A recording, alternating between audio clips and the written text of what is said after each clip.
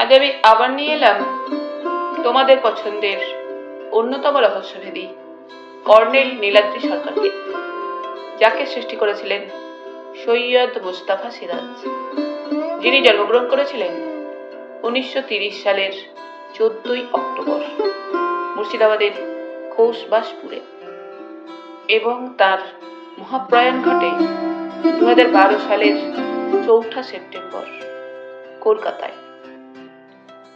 আজ আমি গল্পটি সংগ্রহ করেছি কর্নেল সমগ্র ত্রয়োদশ খণ্ড থেকে, যে বইটি প্রকাশনার দায়িত্বে ছিলেন দেশ পাবলিশিং।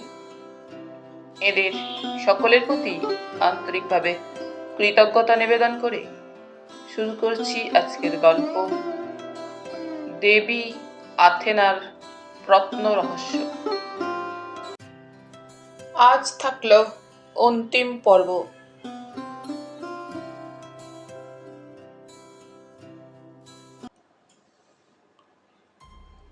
কর্নেল চাবিটা নিয়ে বুক পকেটে রাখলেন, তারপর বললেন, তোমার সঙ্গে রাজকুমারের ছাড়াছাড়ি হওয়ার পর রাজকুমার কোথায় থাকতো তুমি কি জানো? রঞ্জনা মাথা নেড়ে বলল, জানি না, তাকে কখনো জিজ্ঞেস করিনি। তবে উত্তর কলকাতায় তার এক বিধবা দিদি আছেন, মাঝে মাঝে তার কাছে গিয়েও সে থাকতো শুনেছি। সে আমাকে সেই দিদির ঠিকানাও দিয়েছিল, তা আমি হারিয়ে ফেলেছি। এবার কর্নেল টেলিফোনের রিসিভার তুলে ডায়াল করার পর সাড়া পেয়ে বললেন, please put me to the manager mister Ranganathan. I am colonel Niladri Sarkar. Hello mister Ranganathan, একটা জরুরি দরকারে রিং করছি। আমার এক আত্মীয় মিস কমলিকা দেবীর জন্য একটা উপযুক্ত সুইট চাই। ওকে, সিট নাম্বার 323, 3rd ফ্লোর। হ্যাঁ, পেমেন্ট সে নিজেই করবে। একটা কথা মিস্টার রঙ্গনাথন, কমলিকাকে বিশেষ কারণে স্পেশাল ব্রাঞ্চের পুলিশ গার্ড দেবে। আপনি তাদের আপ্যায়নে আশা করি ত্রুটি রাখবেন না। না না, কোনো বিপজ্জনক ব্যাপার নয়, পরে সব জানাবো। Thank you. রঞ্জনা ম্লান হেসে বলল, আপনার উপর নিজের দায়িত্ব দিয়ে হয়তো বিব্রত করলাম। কর্নেল সহাস্যে বললেন, মোটেও না, তোমাকে আমারই খুব প্রয়োজন। এই হোক, আর দেরি করো না।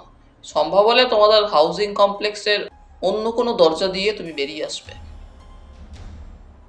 বুঝেছি, আমি তাহলে কমলিকা সরকার বলে রঞ্জনা কর্নেল ও আমাকে নমস্কার করে বেরিয়ে গেল। কর্নেল আবার টেলিফোনের রিসিভার তুলে তার স্নেহভাজন ডিসিডিডি অরিজিৎ লাহিড়ির সঙ্গে রঞ্জনা রায় ওরফে কমলিকা সরকারের হোটেল এশিয়ায় 323 নম্বর সুইটে থাকা এবং তাকে স্পেশাল ব্রাঞ্চের পুলিশ দিয়ে রক্ষা করার ব্যাপারে কিছুক্ষণ ধরে কথাবার্তা বললেন। তারপর রিসিভার রেখে চুরুটটা অ্যাস্ট্রোতে ঘষে নিভিয়ে দিলেন। আমি জিজ্ঞেস করলুম, রঞ্জনার ফ্ল্যাটে আজ রাত 11টায় কেউ যাবে? আপনি কি সে সম্পর্কে কোনো প্ল্যান করে ফেলেছেন? কর্নেল গম্ভীর মুখে বললেন,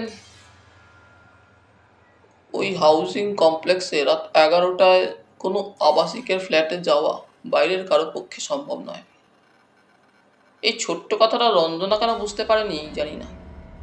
সিকিউরিটি ওখানে বেশ কড়া, কাজেই ফোনে হুমকি দেওয়া লোকটা ওখানেরই কোনো ফ্ল্যাটের বাসিন্দা অথবা কোনো বাসিন্দার কাছের লোক, যার ওই ফ্ল্যাটে বরাবর যাতায়াত আছে। বললাম, ডিসিডিডি মিস্টার লাহিড়ি নিশ্চয়ই আপনাকে সাহায্য করবেন এবং আপনি রাতে রঞ্জনাদের হাউজিং কমপ্লেক্সে হানা দিয়ে লোকটাকে ধরে ফেলবেন। এই তো আপনার প্ল্যান? কর্নেল ঘড়ি দেখে নিয়ে বললেন, দেখা যাক, লোকটা ঘুঘু দেখে থাকবে, কিন্তু এই বৃদ্ধ ঘুঘুর মতো ঘুঘু দেখেনি। Let us wait and C.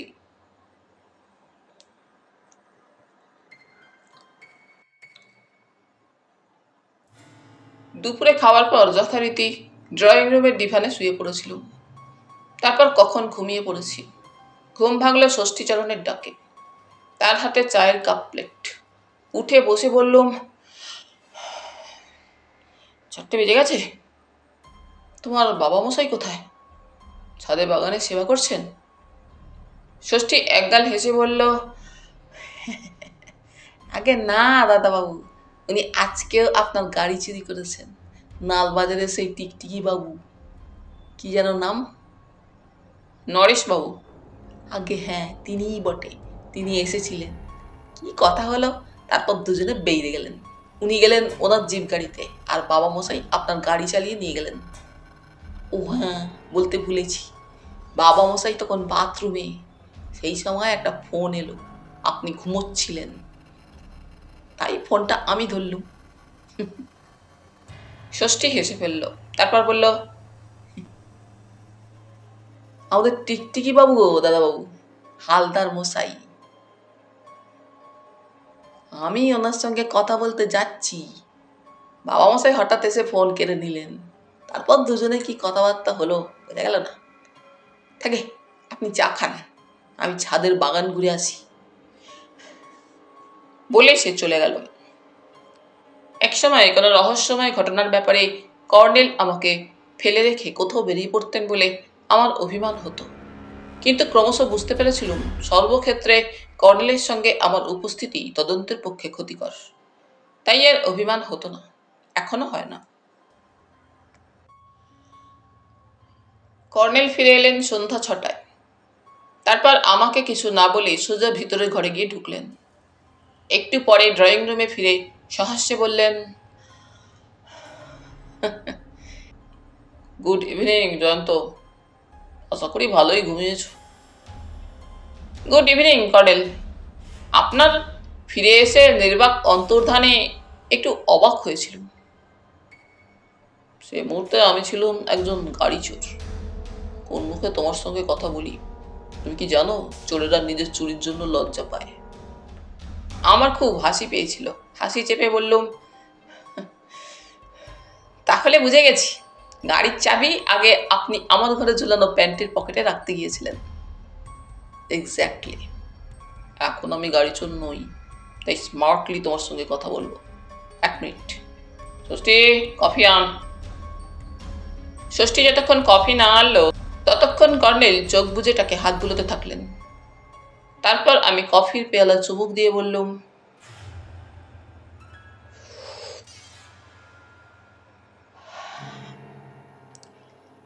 কিন্তু আপনার মাথার টুপিও কি যথাস্থানে রেখে এলেন?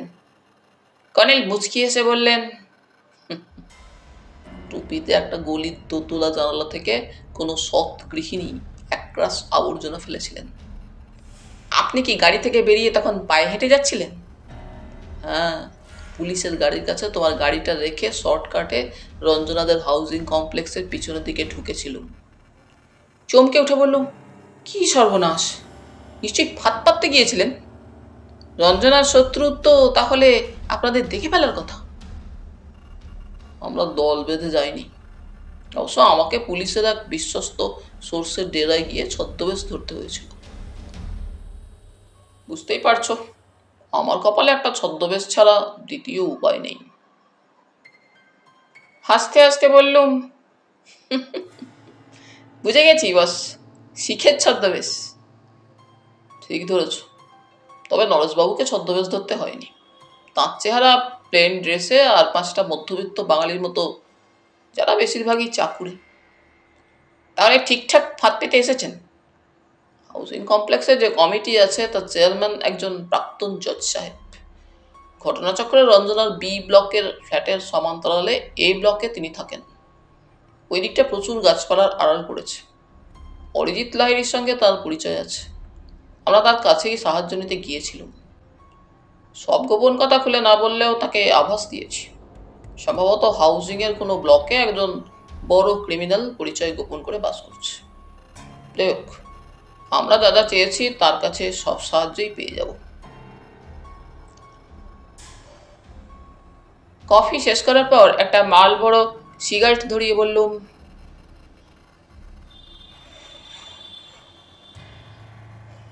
ভেবেছিলাম আমার কাগজের অফিসে গিয়ে সবাইকে ডাঁট দেখিয়ে এই সিগারেট টানব, কিন্তু কবে যে আপনার হাত থেকে মুক্তি পাবো এবং আমাদের কাগজের জন্য একখান সেন্সেশনাল স্টোরি নিয়ে হাজির হব জানি না।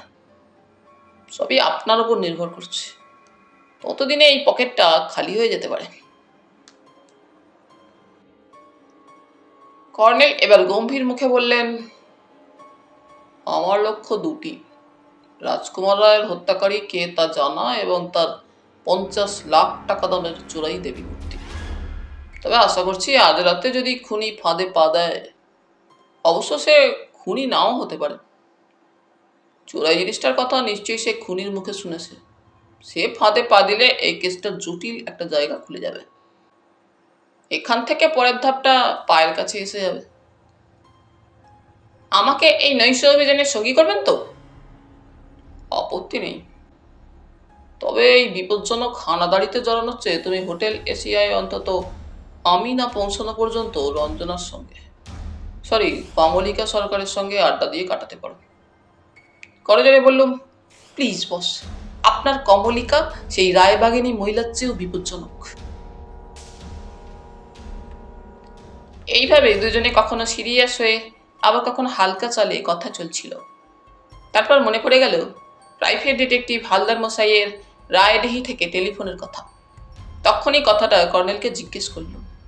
কর্নেল বললেন, হ্যাঁ, হালদার মশাই সেখানে শিলাদিত্য সোমকে বাড়ি থেকে বেরোতে দেখেছিলেন। গাড়িতে চেপে মিস্টার সোম তার কাছাকাছি হওয়া মাত্র সন্ন্যাসী বেশি হালদার মশাই তার গাড়ির সামনে দাঁড়িয়ে যান। মিস্টার সোম প্রথমে তাকে চিনতে পারেননি। পরে হালদার মশাই পরিচয় দিলে তিনি বিব্রত মুখে বলেছেন, কলকাতা থেকে টেলিফোনে কেউ তাকে হুমকি দিয়েছে। রাজকুমার রায়ের বাল্যবন্ধু মিস্টার সোম একটা চোরাই জিনিস লুকিয়ে রেখেছেন। সেটা ঝর্ণার ধারে আজ সন্ধ্যায় রেখে না এলে তার অবস্থা হবে তার বাল্যবন্ধুর মতোই। এই কারণে তার সঙ্গে অপরিচিত কেউ দেখা করতে এলে তার বাড়ির লোক যেন বলে দেয় তিনি বাইরে গেছেন। মিস্টার সোমের মতে এমনও হতে পারে সেই লোকটা জেনে গেছে তিনি একজন প্রাইভেট ডিটেকটিভ হায়ার করেছেন। কাজেই সেই ডিটেকটিভের নাম করেও সেই হুমকি দেওয়া লোকটা এখানে এসে তার বিপদ ঘটাতে পারে। তাই তিনি হালদার মশাইয়ের সঙ্গে দেখা করার ঝুঁকি নেননি। কথাগুলো শোনার পর বললুম, মিস্টার সোমের এই অজুহাত আমার কাছে তত বিশ্বাসযোগ্য মনে হচ্ছে না। কর্নেল চুরুটে ধোঁয়া ছেড়ে বললেন,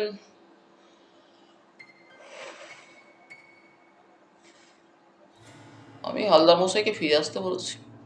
তবে আজ রাতে আমাদের হানাদারির কথা জানাইনি।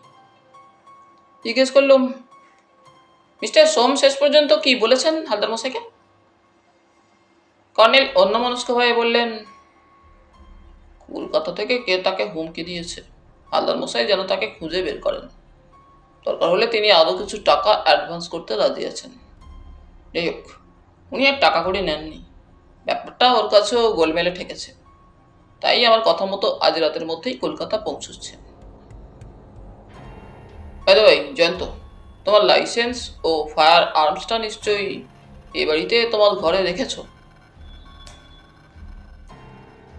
বললুম, হ্যাঁ, টেবিলের ড্রয়ারেই ওটা রাখা আছে। সল্ট লেকে আমার ফ্ল্যাটে ওটা রেখে আসার ঝুঁকি আছে। আপনারই পরামর্শ কর্নেল। কর্নেল কোনো জবাব দিলেন না। চোখ বুজে চুপচাপ চুরুট টানতে থাকলেন। ততক্ষণে আমার মধ্যে চাপা উত্তেজনার সঞ্চার হয়েছে। ঘড়ির কাঁটা যত ঘুরছে উত্তেজনাও তত বাড়ছে। এই অবস্থায় আমার আরো দুটো সিগারেট খাওয়া হয়ে গেল। এই স্তব্ধতা অসহনীয়। কর্নেলের ধ্যান ভাঙিয়ে বললুম, কটায় বেরোবেন? কর্নেল যেন ধ্যানের ঘুরেই বললেন, ঘটনাস্থলে পৌঁছবো রাত 10টায়।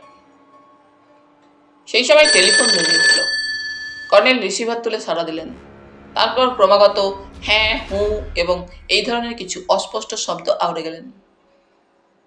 তারপর রিসিভার রেখে বললেন, রঞ্জনা, কমলিকার ফোন। এভাবে হোটেলে থাকতে তার অস্বস্তি হচ্ছে, কিন্তু আমার কথা সে অমান্য করবে না। বলে তিনি মুচকি হেসে আমার দিকে তাকালেন। জয়ন্ত, তুমি বরং তোমার রিভলভার নিয়ে হোটেল এশিয়াতে কমলিকাকে পাহারা দিলেই পারতে। বুঝতে পারছি তোমার সময় কাটছে না, কারণ শ্রমিক লাহিড়ির দেওয়া সিগারেট তুমি যেভাবে পোড়াচ্ছ। আমি বাধা দিয়ে বললুম, আর খাচ্ছি না। কথাটা বলেই আমার মনে পড়ে গেল রবিবার ব্রিগেড প্যারেড গ্রাউন্ডের উত্তর পশ্চিম কোণে যেখানে রাজকুমারের লাশ পড়েছিল, সেখানে একটা গাছের তলায় দাঁড়িয়ে কেউ প্রচুর সিগারেট খেয়েছিল এবং কর্নেল ফিল্টার টিপ সহ টুকরোগুলো কুড়িয়ে এনেছিলেন। মাই গুডনেস, সিগারেটের সেই টুকরোগুলো এমনি মালবড়ো সিগারেটের নয় তো? মনে আসা মাত্র কথাটা মুখ দিয়ে বেরিয়ে গেল। আচ্ছা কর্নেল, আপনি যে সিগারেটের টুকরোগুলো গড়ের মাঠ থেকে কুড়িয়ে এনেছিলেন, সেগুলো মালবড়ো সিগারেট নয় তো? কর্নেল নির্বিকার মুখে বললেন, হ্যাঁ, মালবড়ো সিগারেট। তাহলে শ্রমিকবাবু এই কেসের সঙ্গে? কর্নেল আমার কথার উপর বললেন, তো মালবড়ো সিগারেট এদেশের অনেক শৌখিন লোকই খান, আবার চেইন স্মোকারও খুব কম নেই, সবসময় দুয়ে দুয়ে চার হয় না। অর্থাৎ আপনার মতে উদর পিণ্ডি আমি বুদোর ঘাড়ে চাপাচ্ছি, এই তো? আপাত দৃষ্টে ঠিক তাই, অন্তত যতক্ষণ না শ্রমিক লাহিড়ির ব্যাপারে কোনো ক্লু পাচ্ছি, ততক্ষণ ওই ভদ্রলোক সম্পর্কে কোনো কটাক্ষ করা উচিত নয়। কিন্তু কর্নেল, বিশ্বের সেরা গোয়েন্দারা বলেছেন সন্দেহের তীর সংশ্লিষ্ট প্রত্যেকের দিকে তাক করে রাখা উচিত। তা ঠিক, তবে আপাতত আমাকে খুঁজে বের করতে হবে এই ঘটনায় যাদের আমরা চিনেছি তাদের মধ্যে অন্য কেউ মালবড়ো খান কিনা, এবং তিনি এক জায়গায় দাঁড়িয়ে পুরো এক প্যাকেট সিগারেট টানার পরেও সুস্থ থাকতে পারেন কিনা। ষষ্ঠীকে কর্নেল নির্দেশ দিয়েছিলেন এ রাতের ডিনার আমরা 9টার মধ্যেই সেরে নিতে চাই। কাজেই ষষ্ঠী ঠিক সময়ে ডাইনিং রুমে ডিনার টেবিল রেডি রেখেছিল। খাওয়ার পর প্যান্ট শার্ট পরে আমার .22 ক্যালিবারের আগ্নেয়াস্ত্রে 6টা বুলেট ভরে প্যান্টের পকেটে নিলুম। আমার খুদে জাপানি টর্চটাও হাতে নিলুম। ঠিক এই টর্চ কর্নেলের কাছেও আছে। ছোট হলেও এগুলোর আলো খুব জোরালো। 9:45টায় ডোরবেল বেজেছিল। তারপর লালবাজার ডিটেকটিভ ডিপার্টমেন্টের এসআই ঘরে ঢুকেছিলেন। তার প্লেন ড্রেস। তিনি গম্ভীর মুখে বলেছিলেন, একটা প্রাইভেট কার নিয়ে এসেছি। আমার পৌঁছানোর আগেই নিউ আলিপুরে চেতনা হাউজিং কমপ্লেক্সের চারিদিকে আমাদের ফোর্স মোতায়েন থাকবে। জিজ্ঞেস করলুম, লোকটা এলাকায় পুলিশের গাড়ি দেখে সতর্ক হয়ে যাবে না তো?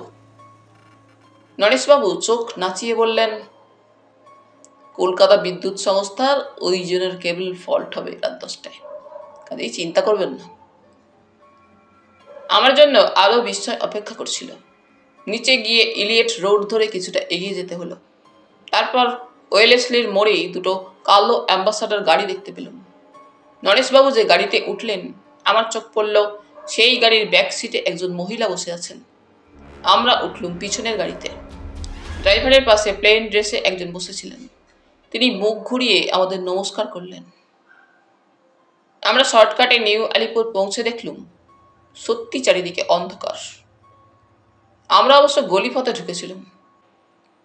গাড়ির হেডলাইটে তত বেশি লোকজন চোখে পড়ছিল না।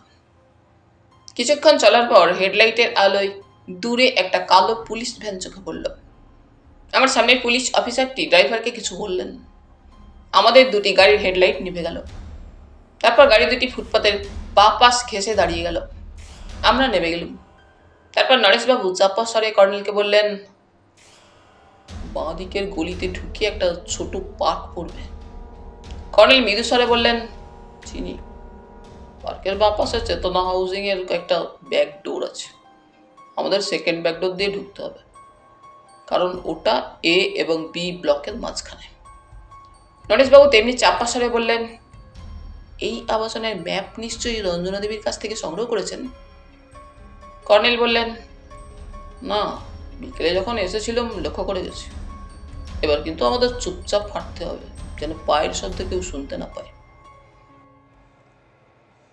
পার্কটার কাছে গিয়ে অন্ধকারে বাঁ দিকে সারিবদ্ধ বাড়িগুলোতে কোথাও কোথাও লণ্ঠন বা মোমের আলো জ্বলছে দেখা গেল।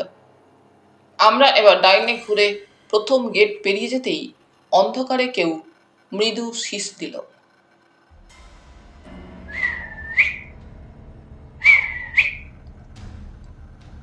নরেশবাবু তখনই পরপর দুবার মৃদু শীষ দিলেন।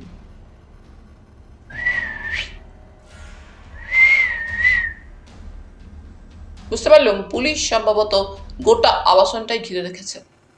দ্বিতীয় গেটটা ভেজানো ছিল। নরেশবাবু নিঃশব্দে সেটা ফাঁক করে ভিতরে গেলেন। আমরা তাকে অনুসরণ করলাম। কয়েক পা হেঁটেই নরেশবাবুর পায়ের কাছে ফেলা টর্চের আলো দেখে বোঝা গেল এটা ওপরে ওঠা সিঁড়ি। সিঁড়ি বেয়ে আমরা 3 তলায় পৌঁছলুম। তারপর একটা দরজায় কর্নেল রঞ্জনার দেওয়া চাবিটা ঢুকিয়ে দরজা খুললেন। ভিতরে ঢুকে কর্নেল চাপা স্বরে বললেন, নরেশবাবু, আপনাদের মিসেস সমিতা সেনকে এই ঘরে একটা মোম জ্বালিয়ে অপেক্ষা করতে বলুন। উনি এখানে অপেক্ষা করবেন। এখন 10:30 বাজে। কথা মতো লোকটি এসে কড়া নাড়লে কিংবা দরজায় টোকা দিলে কি কি করতে হবে ওকে নিশ্চয়ই বুঝিয়ে দিয়েছেন। পরে জেনেছিলুম উনি ডিটেকটিভ ডিপার্টমেন্টের একজন মহিলা সাব ইন্সপেক্টর। সমিতা সেন একটু হেসে বললেন, আমি নিজেকে বাঁচাতে পারবো। এমনকি যদি বলেন ভিকটিমকে কার্পেটে শুইয়েও দিতে পারবো। কর্নেলের নির্দেশে আমরা পাশের ঘরে ঢুকলুম। এটা রঞ্জনার শয়নকক্ষ। বোঝা যাচ্ছিল রঞ্জনার ফ্ল্যাটটা তত বড় নয়। দরজার পর্দাটা নরেশবাবু একটু টেনে দিলেন। এ ঘরে আমরা এখন 4 জন লোক। আমি, কর্নেল, নরেশবাবু এবং প্লেন ড্রেস পরা সেই পুলিশ অফিসার। রঞ্জনার ড্রয়িং রুমে ততক্ষণে মোমবাতি জ্বলেছে। তার ক্ষীণ ছটা এ ঘরে পর্দার ফাঁক দিয়ে এসে পড়েছে। আমরা চুপচাপ বিছানায় পা ঝুলিয়ে আছি। সময় কাটছে না। কি এক মারাত্মক সময়। তখন মনে হয় প্রতিটি সেকেন্ড অস্বাভাবিক দীর্ঘ। কতক্ষণ পরে 11টা বাজল। আমার উত্তেজনা তখন চরম পর্যায়ে পৌঁছেছে। কিন্তু আরো কিছুক্ষণ কেটে গেল। লোকটা কি তাহলে সব টের পেয়ে সতর্ক হয়ে গেছে? আরো কিছুক্ষণ পরে বাইরে করিডোরে আবছা পায়ের শব্দ শোনা গেল। তারপরে দরজার কড়া খুব আস্তে 3 বার কেউ নাড়ল। কর্নেল নিঃশব্দে উঠে দাঁড়ালেন। নরেশবাবু, তার সঙ্গী এবং আমিও উঠে দাঁড়ালাম। কর্নেল বেডরুমের দরজার কাছাকাছি গিয়ে দাঁড়ালেন। ওদিকে ততক্ষণে মিসেস সমিতা সেনের দরজা খোলার শব্দ কানে এলো। তারপর চাপ্পা গম্ভীর স্বরে কেউ বলল, তুই কে? মিসেস সেন তেমনি আসতে বললেন, আমি রঞ্জনার মাস্তুতো দিদি। সে শয়তানি কোথায়? রঞ্জনার খুব জ্বর, তাই কম্বল মুড়ি দিয়ে বেডরুমে শুয়ে আছে। আমাকে সে বলেছে রাত 11টায় কেউ কড়া নাড়লে তাকে দরজা খুলে বসতে বলবে। তারপর আমার কাছ থেকে একটা জিনিস নিয়ে গিয়ে তাকে দেবে। আপনি বসুন, আমি আসছি। পাশের ঘরে সোফায় লোকটা যে বসে পড়ল তার শব্দ শুনেই বুঝলুম। তারপর লোকটা সাপের মতো হিস হিস করে শ্বাস প্রশ্বাসের সঙ্গে বলল,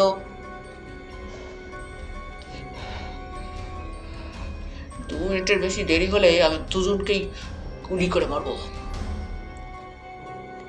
সমিতা সেন কর্নেলের পাশ দিয়ে এ ঘরে ঢোকা মাত্র প্রথমে কর্নেল, তারপরে আমরা ড্রয়িং রুমে ঢুকে লোকটার উপর টর্চের আলো ফেললুম। 4টে টর্চের জোরালো আলো পড়া মাত্র লোকটা উঠে দাঁড়ালো। সে পকেট থেকে সম্ভবত আগ্নেয়াস্ত্র বের করতে যাচ্ছিল। কর্নেল সোজা গিয়ে তার গলায় রিভলভারের নল ঠেকিয়ে বললেন, চুপটি করে দাঁড়াও। নরেশবাবু, এর হাত দুটো পিছনে টেনে হ্যান্ডকাপ পরিয়ে দিন। নরেশবাবু হ্যান্ডকাপ পরিয়ে দিলে সে চাপা গর্জন করে বলল, হারামজাদি, বিশ্বাসঘাতিনী, যথাসময়ের শাস্তি পাবে। নরেশবাবু, একে কি চিনতে পারছেন? নরেশবাবু একটু হেসে বললেন, তার আগে আপনি বলুন, এই ভদ্রলোকের ছবি আমাদের ক্রিমিনাল লিস্টে আপনাকে দেখিয়েছিলাম কিনা? আমি জিজ্ঞেস করলুম, এই লোকটাকে তো চিনতে পারছি না, এ কে? কর্নেল বললেন, এর নাম কালুবরণ হাজরা। পরে এর পরিচয় সবিস্তারে পাবে। নরেশবাবু বললেন, 11:25 বিদ্যুৎ আসার কথা। ততক্ষণ অপেক্ষা করা ঠিক হবে না। কর্নেল যদি রঞ্জনার ঘরে কিছু কাজ আছে বলে মনে করেন, তাহলে জয়ন্তবাবুকে নিয়ে অপেক্ষা করতে পারেন। আমরা আসামিকে নিয়ে যাই, কারণ আলো জ্বললে ব্যাপারটা অনেকের চোখে পড়তে পারে। এই দাগি মহাপুরুষের ফ্ল্যাট ডি ব্লকের 4 তলায়। এর রাজনৈতিক গার্জেন এর মাথা বাঁচিয়ে রেখেছে এতদিন। আমি বললুম, তাহলে এর আগে ওই হাজরাবাবুকে আপনারা অনেকবার অ্যারেস্ট করেছেন? নরেশবাবু বললেন, 4 বার। হংকং কলকাতা স্মাগলিং র্যাকেটে এ একজন বড় চাঁই। কিন্তু এবার আর উদ্ধার নেই, কারণ এর রাজনৈতিক গার্জেন ভোটে হেরে গদি হারিয়েছেন, তার পলিটিক্যাল কেরিয়ারও শেষ। বলে নরেশবাবু কালুবরণ হাজরার কলার ধরে তার সঙ্গী এবং সঙ্গিনী সহ বেরিয়ে গেলেন। কর্নেল বললেন, বসো জয়ন্ত, আর কিছুক্ষণের মধ্যেই বিদ্যুৎ এসে যাবে। কলকাতা বিদ্যুৎ সংস্থার সঙ্গে পুলিশের এইরকমই বোঝাপড়া হয়েছে। আগে দরজাটা বন্ধ করে এসো, ছিটকিনি তুলে দিতে ভুলো না। দরজা বন্ধ করে এসে বললুম, আমরা ফিরে যাব। কিসে? চিন্তা করো না, ব্ল্যাক অ্যাম্বাসাডার যেখানে দাঁড় করানো আছে সেখানেই থাকবে। একটু ইতস্তত করে বললুম, এই আবাসনের গার্ডরা আমরা বেরিয়ে যাওয়ার সময় আমাদের চার্জ করবে না তো? একটা হল্লা জুড়ে দিলেই। কর্নেল আমাকে থামিয়ে বললেন, আবাসন কমিটির সভাপতি সেই জজ সাহেবকে আমি এখনই ফোনে সব বলছি, আলো আসুক। মমের আলোয় রঞ্জনার এ ঘরটা দেখছিল। তার রুচির প্রশংসা করতে হয়। ঘরটা সুন্দর করে সাজানো। তার নিজের কয়েকটা কাট আউটও দেওয়ালে আটা আছে। 2টো র্যাক ভর্তি বাংলা ও ইংরেজি বই। কিছুক্ষণ পরেই আলো জ্বলে উঠল, কিন্তু কোনো সাড়া পড়ল না। বোঝা যায় সবাই ঘুমিয়ে পড়েছে। কর্নেল সুইচ টিপে এঘরের আলো এবং পাখা চালিয়ে দিলেন। তারপর বেডরুমে গিয়ে ঢুকলেন। সেখানে আলো জ্বলে উঠল। তারপর শুনতে পেলুম কর্নেল রঞ্জনার বেডরুম থেকে টেলিফোন করছেন। আমার ইচ্ছে হলো রঞ্জনার বেডরুমটা একবার দেখে আসি। তাই সটান উঠে গিয়ে বেডরুমে ঢুকে পড়ল। অবাক হয়ে দেখলুম কর্নেল বিছানার তলায় হুমড়ি খেয়ে বসে টর্চের আলোয় কিছু দেখছেন। জিজ্ঞেস করলুম, আপনি কি রঞ্জনার পিছনে গোয়েন্দাগিরি শুরু করলেন? কর্নেল বললেন, তেমন কিছু না, এই নিচু খাটের তলায় একটা কাপড়ে জড়ানো জিনিস দেখতে পাচ্ছি। আমার পক্ষে ওটা টেনে বের করা অসম্ভব। আমার এই লম্বা চওড়া শরীরই অনেক সময় গুরুত্বপূর্ণ কাজে বাধা হয়ে দাঁড়ায়। জয়ন্ত, তুমি ওটা ওদিক থেকে টেনে বের করো। কাপড়ে জড়ানো যে জিনিসটা আমি বের করলুম সেটা কর্নেল দ্রুত খুলে ফেললেন। বেরিয়ে পড়ল একটা ব্রিফকেস। কর্নেল ব্রিফকেসটা পরীক্ষা করে বললেন, এটা তালা বন্ধ আছে। জয়ন্ত, দেখো তো কিচেনে সরু ছুরি কিংবা স্ক্রুড্রাইভার খুঁজে পাও কিনা। আমি কিচেনে ঢুকে আলো জেলে ওভেনের পাশে একটা ট্রেতে সুচালো একটা ছুরি পেলুম। এই ঘরে নিয়ে এসে কর্নেলকে সেটা দিতেই তিনি ব্রিফকেসের 2টো তালাই খুলে ফেললেন। ভিতরে একটা ভাঁজ করা শাড়ি। কর্নেল এটা তুলতেই চমকে উঠে দেখলুম ব্রিফকেস ভর্তি বান্ডিল বাঁধা নোটের তালা। বলে উঠলুম, এত টাকা! কর্নেল মৃদু হেসে বললেন, এটা মুনলাইট বারে রাজকুমার রায়কে দেওয়া সেই ব্রিফকেস। ব্রিফকেসটি বন্ধ করে কর্নেল সেই ছুরির ডগা দিয়ে তালা আটকে দিয়েছিলেন। তারপর 2টো ঘরের আলো পাখা বন্ধ করে আমরা বেরিয়ে এলুম। কর্নেল ব্রিফকেসটা আমাকে ধরতে দিয়ে ঘরের দরজা লক করেছিলেন।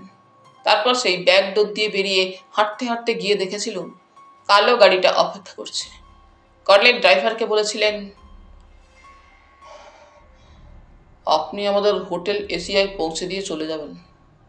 বুঝতে পেরেছিলাম কর্নেল টাকা ভর্তি এই ব্রিফকেস নিয়ে রঞ্জনার সঙ্গে বোঝাপড়া করতে যাচ্ছেন। এই 5 তারা হোটেলটা সারা রাতই খোলা থাকে। আমরা লবিতে ঢুকে দেখলুম ম্যানেজার মিস্টার রঙ্গনাথন টেলিফোনে কার সঙ্গে কথা বলছেন। কর্নেলকে দেখে তিনি নমস্তে করলেন। কর্নেল বললেন, everything okay mister Ranganathan? Everything is alright sir. আপনি কি আপনার আত্মীয়ার সঙ্গে দেখা করবেন? হ্যাঁ। লিফটে উঠে আমরা 3 তলায় পৌঁছলুম। দেখলুম 2জন সাদা পোশাকের পুলিশ করিডোরে দাঁড়িয়ে হোটেলের গার্ডদের সঙ্গে গল্প করছে। কর্নেলকে দেখে তারা সবাই একসঙ্গে স্যালুট ঠুকল। হ্যাঁ, কর্নেলকে এদের চেনা স্বাভাবিক। কর্নেল এগিয়ে গিয়ে 323 নম্বর গেটের দরজায় টোকা দিলেন। আই হলে রঞ্জনার চোখ দেখা গেল। তারপর সে দরজা খুলল। বলল, আমি ঘুমিয়ে পড়েছিলাম। ম্যানেজার এইমাত্র টেলিফোনে আমাকে জানালেন আপনি আসছেন। অপারেশন সাকসেসফুল তো? রঞ্জনার পরনে নাইট ড্রেস। সে কর্নেলের মুখোমুখি বসার পর একটু হেসে বলল, আপনার ব্রিফকেসটা তো খুব সুন্দর। কর্নেল তেমনি হাসি মুখে বললেন, তুমি কি এটা চিনতে পারছো না? অমনি রঞ্জনা চমকে উঠল। তারপর সে মুখ নামিয়ে বলল, আমি অপরাধী, তা স্বীকার করছি, কিন্তু আপনি আমার বিশ্বাস ভঙ্গ করেছেন কর্নেল সাহেব। কথাগুলো সে কান্না জড়ানো গলায় বলল, কিন্তু কর্নেল এবার গম্ভীর মুখে বললেন, তুমি তো আমাকে ভালোই জানো, তুমি নিজেই স্বীকার করেছো আমার কীর্তিকলাপ তোমার অজানা নয়। রঞ্জনা দুহাতে মুখ ঢেকে তেমনি কান্না জড়ানো গলায় বলল, আপনি কেমন করে জানলেন ওই সর্বনেশে ব্রিফকেসটা আমার ঘরে আছে? থাকার সম্ভাবনা ছিল, এটা আমার অঙ্ক। রাজকুমার তোমার কাছে চোরাই দেবী মূর্তি রাখতে যায়নি, কারণ আমি ভালোভাবেই জানি ওটা সে কোথায় রেখে গেছে। তাই তুমি যখন বললে রাজকুমার তোমার কাছে গোপনে গিয়েছিল, তখনই বুঝেছিলাম সে তোমাকে কি লুকিয়ে রাখতে বলেছিল। আর আমার অঙ্ক, রাজকুমার টাকা হাতিয়েছিল কিন্তু পার্টিকে দেবী মূর্তি দেয়নি, তাই বেঘরে তাকে মরতে হয়েছে। রঞ্জনা চোখে জল মুছে মৃদু স্বরে বলল, আপনাকে যথাসময়ে সব খুলে বলতুম, কিন্তু আমারই বুদ্ধির ভুল। আমি একজনকে বাঁচানোর জন্য আপনাকে কিছু মিথ্যে কথা বলেছিলাম। কথাটা এখনই খুলে বললে আমার কাজের সুবিধা হয়। রঞ্জনা মুখ নামিয়ে বলল, ঘটনার দিন গত শনিবার দুপুরে হঠাৎ রাজকুমার ফোন করেছিল। ঠিক সন্ধ্যা 7টায় আমি যেন গাড়ি নিয়ে পার্ক স্ট্রিটে মুনলাইট বাড়ির সামনে উপস্থিত থাকি। আমি এর কারণ জিজ্ঞেস করলে সে বলেছিল, কোনো প্রশ্ন করো না, এ আমার জীবন মরণ খেলার সময়, এতে তোমার কোনো ক্ষতি হবে না। সে আমাকে এমন অনুনয় বিনয় করেছিল যে আমি তার কথায় রাজি হয়ে গেলাম। তাহলে তুমি শনিবার সন্ধ্যে 7টায় মুনলাইটের সামনে গিয়েছিলে? গিয়েছিলাম। প্রায় 20-25 মিনিট গাড়িতে বসে অপেক্ষা করার পর হঠাৎ বাঁদিকে ঘুরে দেখলুম রাজকুমার টলতে টলতে হেঁটে আসছে। তখন আমি তাকে নাম ধরে ডাকলুম। অমনি সে আমার গাড়ির পাশে এসে ওই ব্রিফকেসটা আমার হাতে গুঁজে দিয়ে বলল, এখনই চলে যাও। এর ভিতরে কি আছে তা জিজ্ঞেস করার সুযোগ পেলুম না, শুধু দেখলুম দুজন লোক তার কাঁধে হাত রেখে যেন জোর করে তাকে কোথাও নিয়ে যাচ্ছে।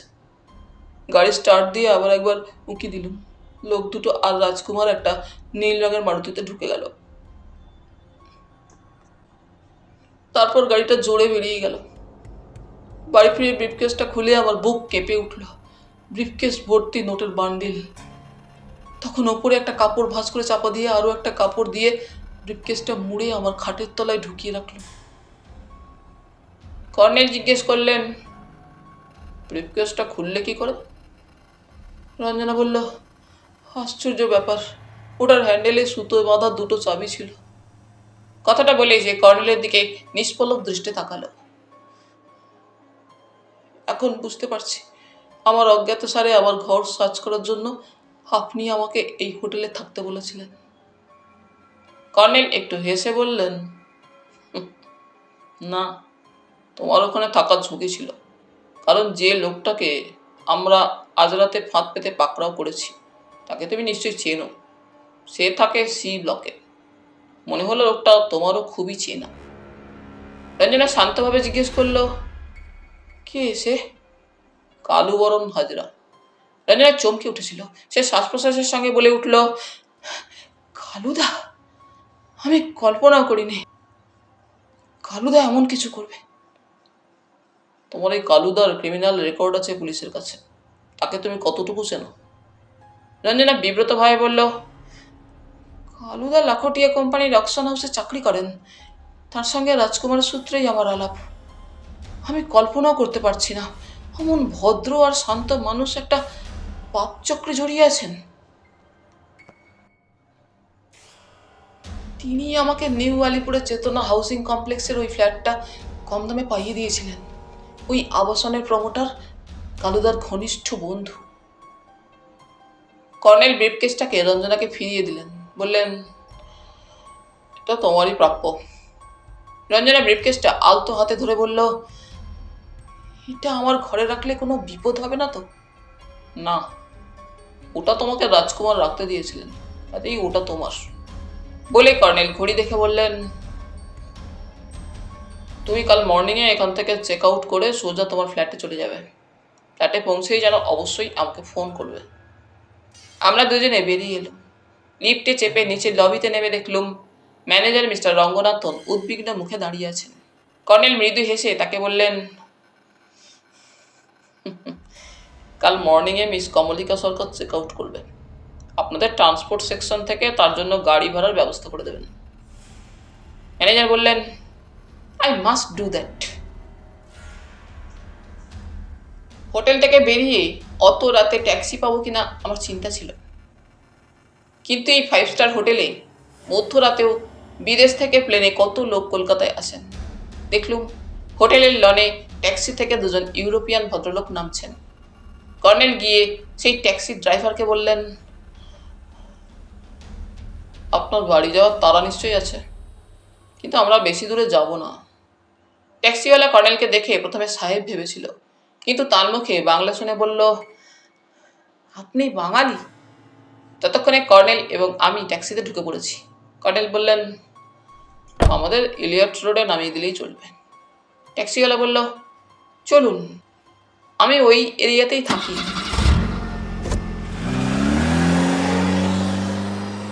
সেটাতে সবার আগে কর্নেলকে জিজ্ঞেস করেছিলাম, রঞ্জনা কাকে বাঁচানোর কথা বলছিল? তাকে যে এই লোকটার কথা জিজ্ঞেস করলেন না কেন? ধীরে জয়ন্ত, ধীরে। আপাতত এই ধকলের পর ঘুমিয়ে পড়াটাই খুব জরুরি। Good night.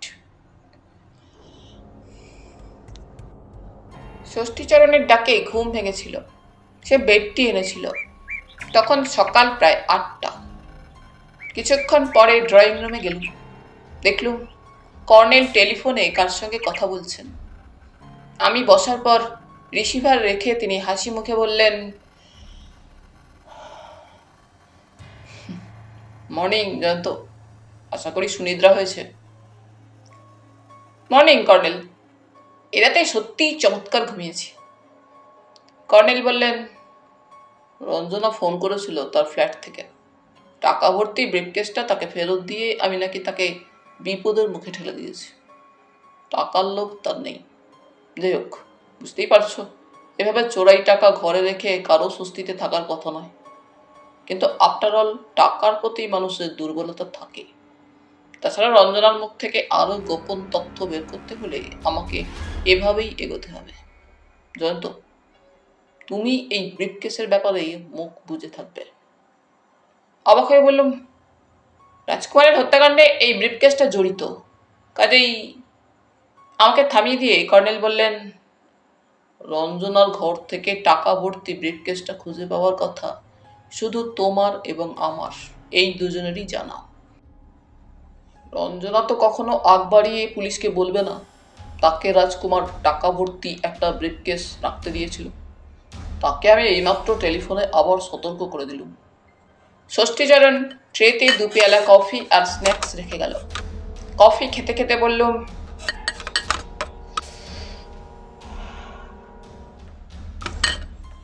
রায়দিঘির শিল্পপতি শিলাদিত্য সোম রাজকুমারের খুশি খেয়েই বার থেকে বেরিয়ে এসেছিলেন। তাই পরের ঘটনা, অর্থাৎ রঞ্জনার গাড়িতে রাজকুমারের ব্রিফকেস খুঁজে দেবার ঘটনা তিনি দেখেননি। এদিকে আশ্চর্য ব্যাপার, তাকেও নাকি প্রাচীন রত্নখচিত দেবী মূর্তি ফেরত দেওয়ার জন্য কেউ হুমকি দিয়েছে। এদিকে আপনার মুখে শুনেছি লাখোটিয়া কোম্পানির অকশন হাউসের ম্যানেজার, কি যেন নামটা, রণবীর রানা। হ্যাঁ, এই ভদ্রলোককেও কেউ একই ব্যাপারে হুমকি দিয়েছে। এটা গোলমেলে ব্যাপার। মোটেও গোলমেলে নয়। কেন? জয়ন্ত, তোমাকে বরাবর বলে আসছি, তুমি বোঝো সবই, তবে দেরিতে। একটু চিন্তা করলেই বুঝতে পারবে। প্রথমত, যে হুমকি দিচ্ছে সে সঠিকভাবে জানেই না জিনিসটা কার কাছে আছে। দ্বিতীয়ত, আমরা গত রাতে সেই হুমকি দেওয়া লোকটাকে হাতে নাতে পাকড়াও করেছি। একটু নড়ে বসে বললাম, মাই গুডনেস, তাই তো ওই কালুবরণ হাজরাই সবাইকে হুমকি দিচ্ছিল। এতেই বোঝা যাচ্ছে সে হয়তো রাজকুমার হত্যাকাণ্ডের সঙ্গে জড়িত। কর্নেল ছাই দিয়ে বললেন, ঠিক ধরেছ। আমরা এইসব কথাবার্তা বলছি, এমন সময় ডোরবেল বাজিল। কর্নেল যথারীতি হাঁক দিলেন, ষষ্ঠী। একটু পরে প্রাইভেট ডিটেকটিভ হালদার মশাই সবাইকে ঘরে ঢুকে ধপাস করে সবাই বসে বললেন। তারপর বললেন, কি কাণ্ড। কর্নেল বললেন, একটু শান্ত হন হালদার মশাই, আগে কফি খান, খেয়ে স্নায়ুকে চাঙা করুন। বুঝতে পারছি আপনি রাত জেগে ট্রেন জার্নি করে এসেছেন। হালদার মশাই বললেন, একেবারে হাওড়া স্টেশন থেকে আপনার বাড়িতে ঢুকছি, ট্রেনে শোয়ার বার্থ পাই নাই, সিটে বইয়া আইসি। একটু পরেই ষষ্ঠীচরণ তার জন্য এক পেয়ালা কফি রেখে গেল। হালদার মশাই অভ্যাস মতো ফুঁ দিয়ে কফি খেতে খেতে বললেন,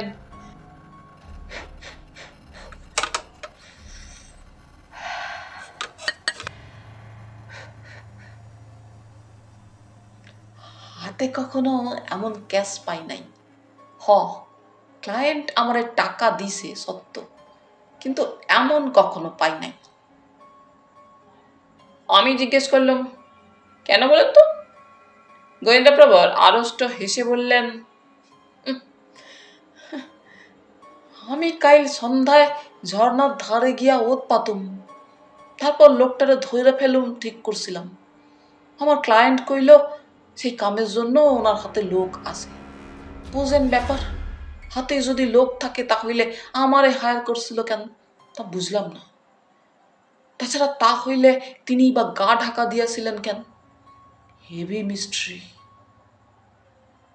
কর্নেল বললেন, আপনার ক্লায়েন্ট মিস্টার সোম আমাকে ভোর 6টায় ট্রাঙ্ক কল করেছিলেন। হালদার মশাই চমকে উঠে বললেন, হ্যাঁ, উনি কে কইলেন আপনারে?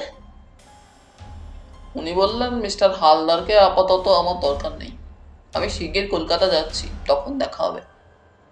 প্রাইভেট ডিটেকটিভ কফি শেষ করার পর অ্যাক্টিভ নস্যি নিলেন এবং নোংরা রুমালে নাক মুছে বললেন,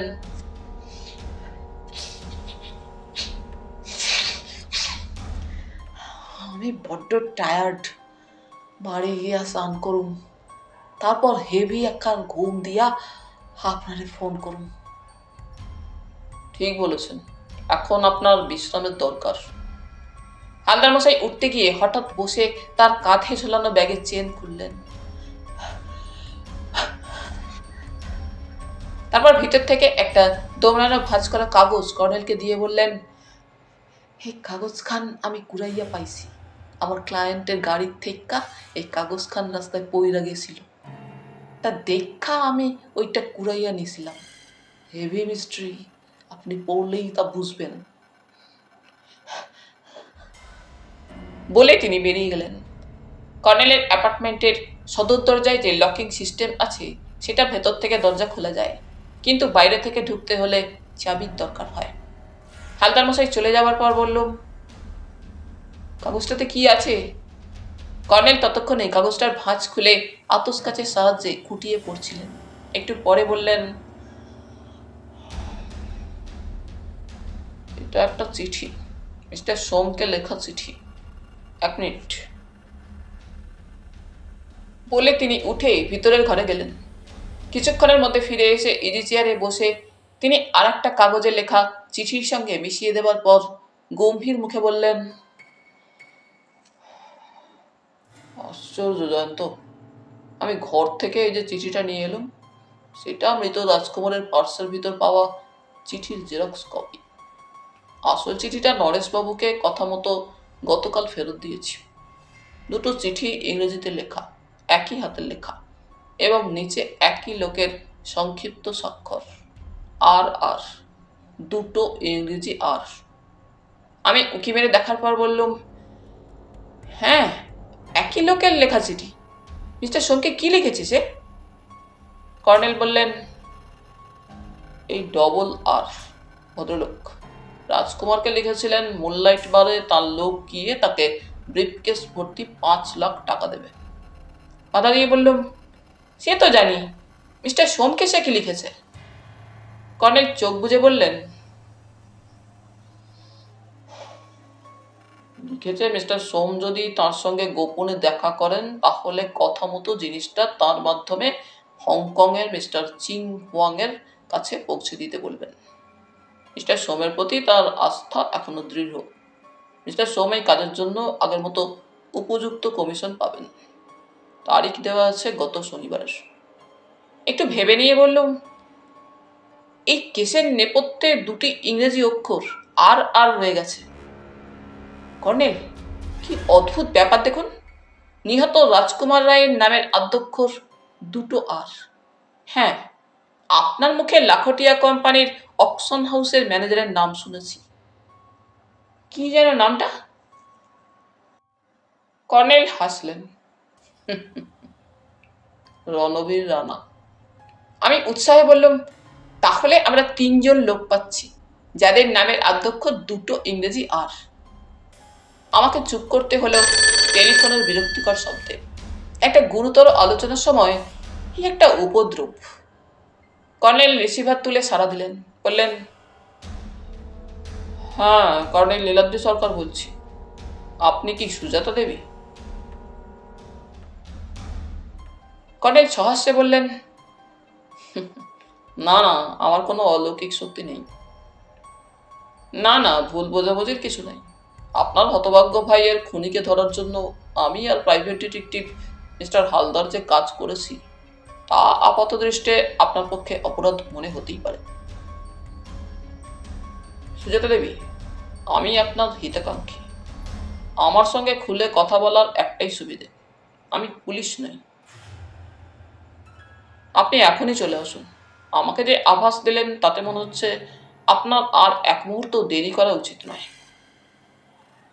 রিসিভার নামিয়ে রেখে কর্নেল আমার দিকে তাকালেন। আমি মুখে আতঙ্কের ছাপ ফুটিয়ে বললুম, সর্বনাশ, আপনার অ্যাপার্টমেন্ট আবার রায়বাঘিনীর হানা। কর্নেল, ভদ্রমহিলা এলে আমি লুকিয়ে পড়ব। কর্নেল তার প্রশস্ত টাকে হাত বুলিয়ে বললেন, না জয়ন্ত, রায়বাঘিনী এখন নেহাত মিনি বেড়াল হয়ে গেছে। তার এই রূপান্তরের কারণ কি? কারণ নিজের কানেই শুনবে। এই সময় ডোরবেল বাজিল। কর্নেল যথারীতি হাঁক দিলেন, ষষ্ঠী। আমি বোকার মতো ভেবেছিলাম সুজাতা দেবীর আবির্ভাব হচ্ছে, কিন্তু আমাকে নিরাশ করে ঘরে ঢুকলেন লালবাজারের ডিটেকটিভ সাব ইন্সপেক্টর নরেশ ধর। তিনি আমাদের দুজনকেই মর্নিং সম্ভাষণ করে সোফায় বসলেন। তারপর বললেন, আগে খবর না দিয়ে কর্নেল সাহেবের ডেরায় অনুপ্রবেশ করতে হলো। তবে আগে এক পেয়ালা কফি, তারপর কথা। নরেশবাবুকে উত্তেজিত দেখাচ্ছিল। ষষ্ঠীচরণ সবসময় কফির জন্য যেন কেটলি ওভেনে চাপিয়েই রাখে আর জল ফুটাতেই থাকে। সে 1 মিনিটের মধ্যে এক পেয়ালা কফি এনে সেন্টার টেবিলে রেখে গেল। নরেশবাবু কফিতে কয়েকবার চুমুক দেওয়ার পর একটু হেসে বললেন, সুখবরই এনেছি কর্নেল সাহেব। কালুবরণ হাজিরাকে গত রাত্রে ঘণ্টা 4 জেরার পর সে স্বীকার করেছে রাজকুমার বাবুকে যেখানে খুন করা হয়েছিল সেই জায়গাটা সে চেনে। আমার সারা রাত ঘুম হয়নি। ভোর 5টায় তাকে সঙ্গে নিয়ে সেই জায়গাটা দেখতে গিয়েছিল। বেহালা এলাকায় একটা বাগান বাড়ি সেটা। বাড়ির দারোয়ান আগেই কেটে পড়েছিল। গেটের তালা ভেঙে আমরা ভেতরে ঢুকেছিলাম। ইংরেজ আমলের একটা একতলা বাংলো, একটা ডোবা আছে, নারকেল এবং অন্যান্য ফলের গাছ প্রচুর। বাড়িটার চারপাশে ঘন আগাছার জঙ্গল। সদর দরজার তালাও ভাঙতে হয়েছিল। সুইচ টিপে আলো জেলে দেখল বসার ঘরে পুরনো আসবাবপত্র সবই উল্টে পাল্টে পড়ে আছে। হাজরা বলল, দামি জিনিসটা নাকি রাজকুমার এই বাংলোতেই লুকিয়ে রেখেছিল। কিন্তু বাংলোর 4টে ঘর তন্ন তন্ন খুঁজে যখন জিনিসটা পাওয়া গেল না, তখন 2জন লোকের সঙ্গে রাজকুমারের ঝগড়া বেঁধে গেল। তারপর প্রচন্ড মারামারি এবং শেষে একটা লোক রাজকুমারের মাথার পেছনে রিভলভারের নল ঠেকিয়ে গুলি করে এবং রাজকুমার মুখ থুবড়ে পড়ে যায়। কর্নেল জিজ্ঞেস করলেন, লোক দুটোকে যদি কালুবরণ নাই চেনে, তাহলে সে তাদের সঙ্গী হলো কেন? নরেশবাবু বললেন, কালুবরণ সেখানে গিয়েছিল তার বসের হুকুমে। ওই দুজনকে সে চেনে না। তার একমাত্র কাজ ছিল জিনিসটা সে নিয়ে এসে তার বসের কাছে পৌঁছে দেবে, আর ওই লোক দুটো তাকে গার্ড দিয়ে আনবে। হাজরা বলেছে, লাখটিয়া কোম্পানির অকশন হাউসে নানা ধরনের লোক চাকরি করে, তাদের অনেকেই গুন্ডা মস্তান, সবাইকে সে চেনে না। তার বসের নাম সে কি বলেছে? বলেছে লোকটা নাকি অকশন হাউসের ম্যানেজার। নামটা নিশ্চয়ই রণবীর রানা। নরেশবাবু কর্নেলের দিকে নিষ্পলক চোখে তাকিয়ে বললেন, আপনি জানেন? কি আশ্চর্য। কর্নেল একটু হেসে বললেন, নামটা জানা আমার পক্ষে কঠিন কিছু নয়। যাই হোক, বেহালার বাংলো বাড়ির মালিক কে জানতে পেরেছেন? মালিক একজন রাজবংশধর, তিনি থাকেন রুদ্রগড়ে। হাজরা বলেছে, রুদ্রগড় থেকে অ্যান্টিক কেনার সূত্রে তার সঙ্গে নাকি রাজকুমারের পরিচয় হয়েছিল। রাজকুমারের অনুরোধে তিনি ওই বাগান বাড়িতে তাকে থাকতে দিয়েছিলেন। বুঝতেই পারছেন, এই ধরনের জায়গা রাজকুমারের কারবারের পক্ষে নিরাপদ। বাহ, তাহলে রণবীর রানাকে আপনাদের জেরা করা উচিত। নরেশবাবু সহাস্যে বললেন, পাখি উড়ে গেছে, রানার কোনো পাত্তা পাইনি। কর্নেল বললেন, রাজকুমারকে লেখা সেই চিঠিতে স্বাক্ষর করা ছিল দুটো আর। নরেশবাবু উঠে দাঁড়িয়ে বললেন, জাল গুটিয়ে এনেছি, এবার চলি কর্নেল সাহেব। নরেশবাবু চলে যাবার পর বললাম, কর্নেল, তাহলে যে দেখা যাচ্ছে পুলিশ আপনাকে টেক্কা মেরে দিল? কর্নেল গম্ভীর মুখে সাদা দাড়িতে হাত বুলিয়ে বললেন, ডার্লিং, পুলিশের টেক্কার পেছনে এই বৃদ্ধের অবদান আছে। কর্নেলের কথায় যারা প্রচ্ছন্ন অভিমান ছিল, তাই বললাম, ওহ কর্নেল, আমি আপনাকে তাতিয়ে দিতে চাইছি, কারণ সত্যিই তো এখনো পুলিশ প্রকৃত খুনি এবং বহুমূল্য সেই অ্যান্টিকের খোঁজ পায়নি। কর্নেল ইজি চেয়ারে হেলান দিয়ে চোখ বুজে অভ্যাস মতো দাঁড়িতে চিরুনি কাটতে থাকলেন।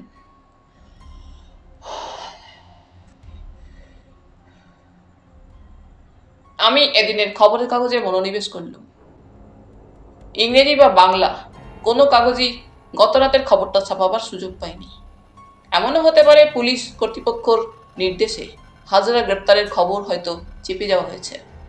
এই সময় আবার ডোরবেল বাজল এবং কর্নেলের হাঁকের পর দেখলুম রায়বাঘিনী মহিলা মিনি বেড়াল না হোক বিষাদ প্রতিমা রূপে ঘরে ঢুকলেন। দুজনকে নমস্কার করে তিনি সোফায় বসলেন। কর্নেল চোখ খুলে স্মিত হেসে বললেন, আসুন সুজাতা দেবী, এতক্ষণ আপনারই প্রতীক্ষায় ছিলাম, বলুন কি হয়েছে। সুজাতা রুমালে চোখ মুছে বললেন, আমার ভাই রাজু কোথায় থাকতো তা একমাত্র আমি জানতাম। একসময় তো সে থাকতো আমার বাড়ির কাছাকাছি শ্যামপুকুরে। তখন সিনেমার একটা খারাপ মেয়ে তার সঙ্গে থাকতো, তাই আমি সে বাড়িতে মাত্র একবারই গিয়েছিলাম। তো আজ সকালে হঠাৎ মনে হলো রাজু বেহালার যে বাড়িতে থাকতো সেই বাড়িতে গেলাম। গিয়ে দেখলুম গেটে পুলিশ পাহারা, লোকেরা ভিড় করে এদিকে ওদিকে দাঁড়িয়ে আছে। পুলিশ আমাকে ঢুকতে দেবে না, বরং উল্টে অ্যারেস্ট করবে, কারণ আমি রাজুর দিদি। ওখানকার কিছু লোকের সঙ্গে আমার আলাপ হয়েছিল, মাঝে মাঝে রাজুর খবর নিতে যেতাম। তাই তো মোহনবাবু নামে এক ভদ্রলোক আমার আর রাজুর দুজনেরই পরিচিত। মোহনবাবু আমাকে দেখে এগিয়ে এসে চুপি চুপি বললেন, শুনছি ভোরবেলা এ বাড়িতে পুলিশ আনা দিয়েছিল। সত্যি মিথ্যে জানি না, আপনার ভাইকে নাকি ওই বাড়ির ভিতর খুন করা হয়েছিল। মোহনবাবুর পাশে দাঁড়িয়েছিলেন সতুবাবু, তিনি কন্ট্রাক্টরি করেন। তিনি বললেন, দিদি, আমি নিজের চোখে দেখেছি পুলিশের সঙ্গে রাজুবাবুদের কোম্পানির একটা লোক ছিল, আপনি হয়তো চিনবেন। অনেকবার তাকে এ বাড়িতে দেখেছি। তাগড়াই চেহারা, গায়ের রং কালো, মাথায় কাঁচা পাকা চুলের টেরি আছে, গোপখানাও দেখবার মতো। নামটা, হ্যাঁ, কালু বরণ হাজরা। সুজাতা দেবী চুপ করলেন। কর্নেল বললেন, আপনি কি বেহালা থেকেই আমাকে ফোন করেছিলেন? আগে হ্যাঁ কর্নেল সাহেব, আমি জোর হাতে বলছি, আপনি জ্ঞানী গুণী মানুষ, আপনি আমার ভাইয়ের খুনিকে ধরে দিন। সেই গোয়েন্দা ভদ্রলোক হালদারবাবু আমাকে পই পই করে বলেছিলেন, পুলিশ মহলে আপনার খুব প্রভাব আছে, তাছাড়া আপনি নাকি খুনি আর বজ্জাত লোকেদের খুঁজে বের করে শাস্তি দেন। ম্যাডাম, গতকাল আপনি আমাকে বলেছেন আপনার ভাই রাজু লুকিয়ে রাখা কোনো দামি জিনিসের খোঁজ খবর জানেন। আপনি মিস্টার হালদারকে বলেছিলেন আপনার ঘরের টেবিলের নিচে ড্রয়ারে রাখা কাগজপত্রের মধ্যেই সেই জিনিসটা খুঁজে বের করার সূত্র লুকিয়ে আছে। হ্যাঁ, কিন্তু সেই কাগজগুলো তো হালদার বাবুই রবিবার সন্ধেবেলা হাতিয়ে এনেছেন। কাজটা নিশ্চয়ই অন্যায় বলবো, কিন্তু এই জিনিসটার কথা পরে, আগে আমার ভাইয়ের খুনিদের ধরিয়ে দিন, তাহলে মনে শান্তি পাবো।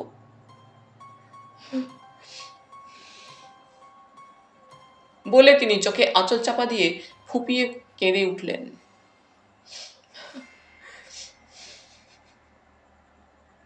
কর্নেল তাকে সান্ত্বনা দিয়ে বললেন, প্লিজ সুজাতা দেবী, ভেঙে পড়বেন না। আমি কথা দিচ্ছি, খুনিদের ধরিয়ে দিতে যথাসাধ্য চেষ্টা করব, কিন্তু আমার কাছে সত্যি কথা লুকোলে আমার পক্ষে এক পা এগোনোও সম্ভব নয়। যাই হোক, আপনি এক পেয়ালা কফি বা চা আগে খেয়ে নিন, তাহলে আপনার নার্ভ চাঙ্গা হবে। সুজাতা আবার করজোরে বললেন, আমার মুখে এখন কিছুই উঠবে না কর্নেল সাহেব, আমাকে ক্ষমা করবেন। কর্নেল তার দিকে তীক্ষ্ণ দৃষ্টি তাকিয়ে বললেন, আপনি কি সত্যি জানেন সেই জিনিসটা আপনার ভাই কোথায় লুকিয়ে রেখেছে? সুজাতা মুখ নামিয়ে মৃদুস্বরে বললেন, জিনিসটা রাজু রেখেছিল বেহালার ওই বাড়িতে, কিন্তু গত বৃহস্পতিবার সে এসে আমাকে বলেছিল বেহালার বাড়ি থেকে তার কেনা অনেক লাখ টাকা দামের জিনিসটা চুরি হয়ে গেছে।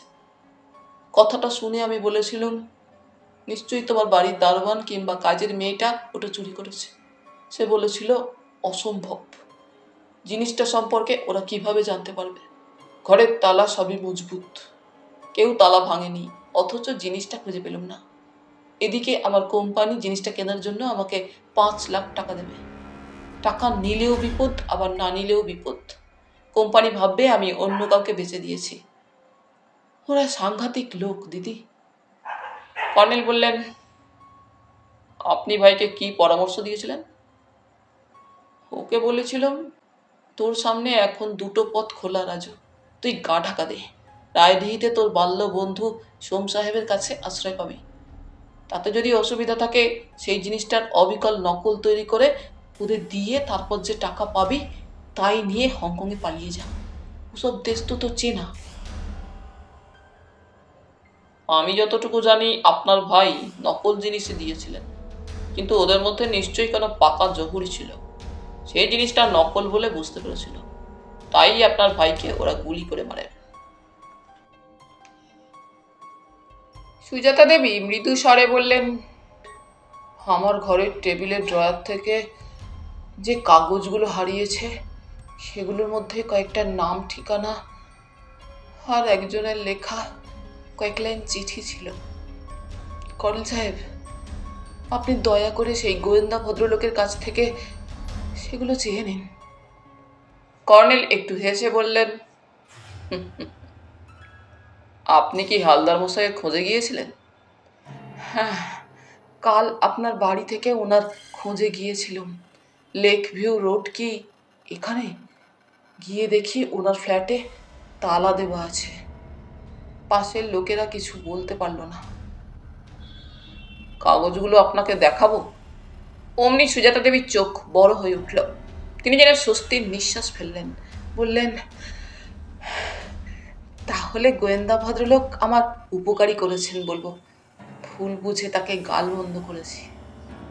কর্নেল ইজি চেয়ার থেকে উঠে দাঁড়িয়ে বললেন,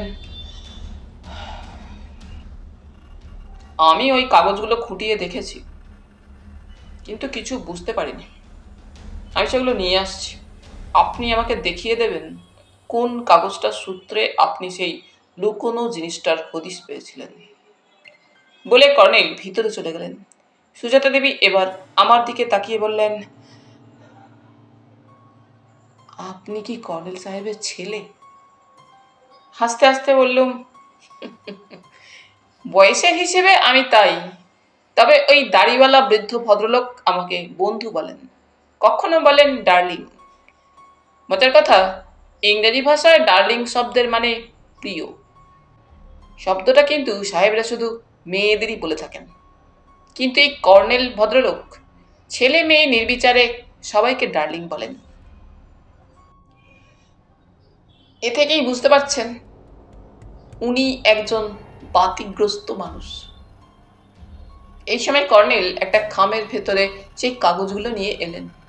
খাম থেকে তার টেবিলে ওগুলো একটা একটা করে বের করে পেপার ওয়েট চাপা দিয়ে বললেন, সুজাতা দেবী, আগে দেখে নিন এই কাগজগুলো কিনা, তারপর আপনি আমাকে দেখিয়ে দিন কোথায় কোথায় সেই জিনিসটার উল্লেখ আছে। সুজাতা দেবীকে মনে হলো একেবারে ঝাঁপিয়ে পড়লেন টেবিলে। তারপর তিনি কাগজগুলো একটার পর একটা দেখতে থাকলেন। লক্ষ্য করলুম ওগুলোর ভিতরে খুব পুরনো, কম পুরনো এবং অপেক্ষাকৃত নতুন নেম কার্ড অনেক আছে। সুজাতা দেবী দুটো পুরনো নেম কার্ড এবং দুখানা কাগজ বেছে নিয়ে কর্নেলকে দিলেন। বললেন, এই ছোট কাগজগুলো, লেখা হিজিবিজি মনে হবে, আপনি আগে এই কাগজটাই দেখে নিন। কর্নেল টেবিল ল্যাম্প জ্বেলে দিলেন এবং টেবিলের ড্রয়ার থেকে আতস কাচ বের করে ঝুঁকে বসলেন। কিছুক্ষণ পরে বড় কাগজটার দিকে দৃষ্টি দিলেন। আমার মনে হলো এই কাগজটা কোনো প্যাড থেকে ছেঁড়া। দীর্ঘ 5 মিনিট ধরে সবগুলো আতস কাচে খুঁটিয়ে দেখার পর তিনি মুখ তুলে বললেন, সুজাতা দেবীর অনুমান সত্যি বলেই মনে হচ্ছে। এই ছোট্ট কাগজটা একটা চিঠি। এতে লেখা আছে, তুমি যে ছোট্ট প্যাকেটটা রেখে গেছো তা কৌতূহলবশে আমি খোলার চেষ্টা করেছিলাম, কিন্তু খুলতে পারিনি। বিশ্বাস হয় না এর মধ্যে 50 লাখ টাকা দামের কোনো জিনিস আছে। তুমি শিগগির এসে এটা খুলে আমাকে দেখাও, তারপর দর নিয়ে কথা হবে। ইতি। বলে কর্নেল মুখ ঘোরালেন। এটার নিচে দুটো ইংরেজি অক্ষর আছে, শেষেরটা এল বলে মনে হচ্ছে, কিন্তু প্রথমটা বুঝতে পারছি না। সুজাতা দেবী চাপা স্বরে বললেন, কর্নেল সাহেব, আমি কিন্তু ঠিক ধরেছি, ওটা রাজুর এক বন্ধুর নাম। সে সিনেমার লোক। আমি চমকে উঠে বললাম, মাই গুডনেস, ওটা কি শমিক লাহিড়ীর নামের আদ্যক্ষর? সুজাতা দেবী চঞ্চল হয়ে বললেন, হ্যাঁ হ্যাঁ, সেই বটে। মাঝে মাঝে গাড়িতে করে রাজু তার সঙ্গে আমার বাড়িতে আসতো। কর্নেল বললেন, আর ওই বড় চিঠিটা লিখেছেন যিনি, তার পুরো নামই লেখা আছে, কালু বরণ হাজরা। এই ভদ্রলোক আপনার ভাইকে লিখেছেন। খদ্দের পাওয়া গেছে, তুমি ভালো দামই পাবে। যেটা ভুল করেও লাখটিয়া কোম্পানির অকশন হাউসের ম্যানেজার রণবীর রানাকে কথা জানাবে না। লোকটা ধড়িবাজ শয়তান, জিনিসটা হাতিয়ে তোমাকে প্রাণে মেরে ফেলতে পারে। আমি বললাম, রহস্যের জট আরো জটিল হয়ে গেল বস। কেন রাজকুমার বাবু একাধিক লোককে গোপন কথা জানিয়েছিলেন? জবাব দিলেন সুজাতা দেবী, ওগো ছেলে, রাজুকে আপনারা খারাপ ভাবতে পারেন, কিন্তু সে তার বন্ধুদের খুবই বিশ্বাস করত। কর্নেল বললেন, তাহলে কি আপনার ধারণা আসল জিনিসটা সিনেমার ভদ্রলোকের কাছেই লুকানো আছে? সুজাতা দেবী বললেন, আমার বিশ্বাস ওই লোকটার কাছেই জিনিসটা আছে। আপনাকে বলা দরকার, ওই লোকটাই রাজুকে একটা খারাপ মেয়ে ছেলের সঙ্গে ভাব করিয়ে দিয়েছিল। আমি মেয়েটার ছবি দেখেছি, সে নাকি সিনেমা করত। কর্নেল বললেন, একটা নেম কার্ডে আপনার ভাইয়ের নাম ঠিকানা দেখছি, 18-1 BB রোজারিও লেন, কলকাতা 9। রাস্তাটা আমি চিনি, ওটা কলেজ স্ট্রিট এলাকার একটা ঘিঞ্জি গলি। ওই বাড়িতে আপনি কখনো গেছেন? একবার গিয়েছিলাম, সে প্রায় 1 বছর আগের কথা। কিন্তু সেখানে ওই খারাপ মেয়েটাকে নিয়ে রাজু থাকতো। ওদের কি বিয়ে হয়েছিল? সুজাতা দেবী বাঁকা মুখে বললেন, রাজু বলেছিল বিয়ে করেছি, কিন্তু মেয়েটার স্মৃতিতে সিঁদুর বা হাতে শাঁখা নোয়া কিছু দেখিনি। আমি মুখ টেপে হেসে বললুম, লিভ টুগেদারের ব্যাপার। সুজাতা দেবী প্রশ্ন করলেন, কি বললেন বাবা? কর্নেল আমার দিকে চোখ কটমুটিয়ে তাকালেন, তারপর বললেন, কিন্তু সুজাতা দেবী, আমি অন্য একটা কথা ভাবছি। রাজকুমার বাবু যদি সত্যি সিনেমার ভদ্রলোকের কাছে দামি জিনিসটা লুকিয়ে রাখতেন, তাহলে কোন সাহসে তিনি দুর্বৃত্তদের সঙ্গে বেহালার বাগান বাড়িতে গিয়েছিলেন? ওই যে বলেছে, আসল জিনিসটার বদলে রাজু আমার কথা মতো হয়তো একটা নকল তৈরি করে রেখেছিল। রাজকুমার বাবুর প্রাণের ঝুঁকি ছিল, তা সত্ত্বেও তিনি এমন করতে গেলেন কেন?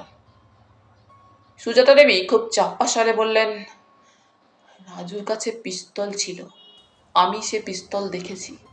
রাজু ভেবেছিল সে দরকার হলে ওদের গুলি করে মারবে। কর্নেল মৃদু হেসে বললেন, দেখা যাচ্ছে তা তিনি পারেননি। তাঁর ডেড বডিতে পুলিশ খুঁজেও কোনো পিস্তল পায়নি।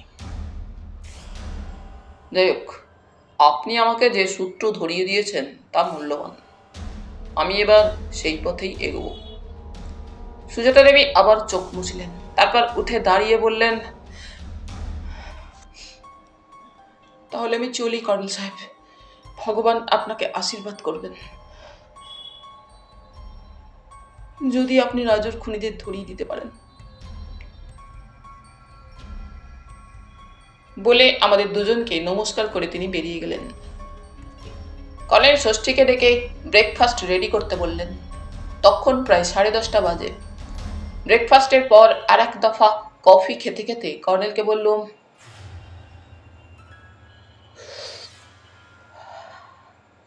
বস, হিসাবটি আমার ডিটেকশনই সত্যি হতে চলেছে।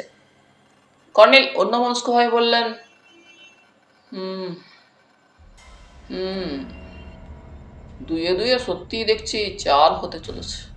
শ্রমিক লাহিড়ী ছাড়া মালবড়ো সিগারেট খাওয়া দ্বিতীয় লোককে যখন এ পর্যন্ত খুঁজে পায়নি, তখন ধরে নিতে হচ্ছে শনিবার গড়ের মাঠের উত্তর পশ্চিম কোণে গাছে হেলান দিয়ে দাঁড়িয়ে শ্রমিক লাহিড়ী পুরো 1 প্যাকেট সিগারেট কুড়িয়েছিলেন। কিন্তু সমস্যা হলো, ওখানে দাঁড়িয়ে মধ্যরাত অবধি উনি কার প্রতীক্ষা করছিলেন? আমার অঙ্ক, রাজকুমার বাবুর গোপন জিনিসটার খদ্দের ওখানে আসার কথা ছিল। এই অঙ্ক অনুসারে রাজকুমার বাবুর সঙ্গে খদ্দেরের আসার কথা, কিন্তু তার বদলে রাজকুমার বাবুর লাশ এসে পড়ায় তিনি সভয়ে তার গাড়িতে চেপে পালিয়ে গিয়েছিলেন। কর্নেল কিছু বললেন না। চুপচাপ কফি খাওয়ার পর তিনি চুরুট ধরালেন, তারপর টেলিফোনের রিসিভার তুলে ডায়াল করলেন। সারা এলে তিনি বললেন,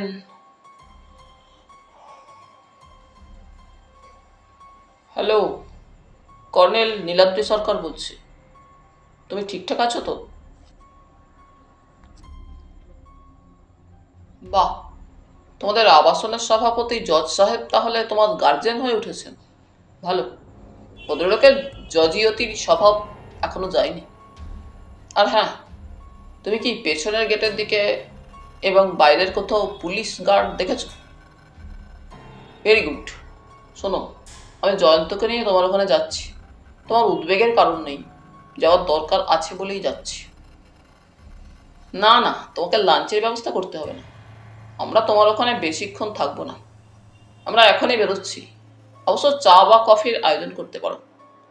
তুমি যখন আমার কীর্তিকলাপ সবিশেষ জানো, তখন একথা জানো, আমাকে আমার সামরিক জীবন থেকে কফি আর চুরুটের ভূতে পেয়েছিল। রাখছি।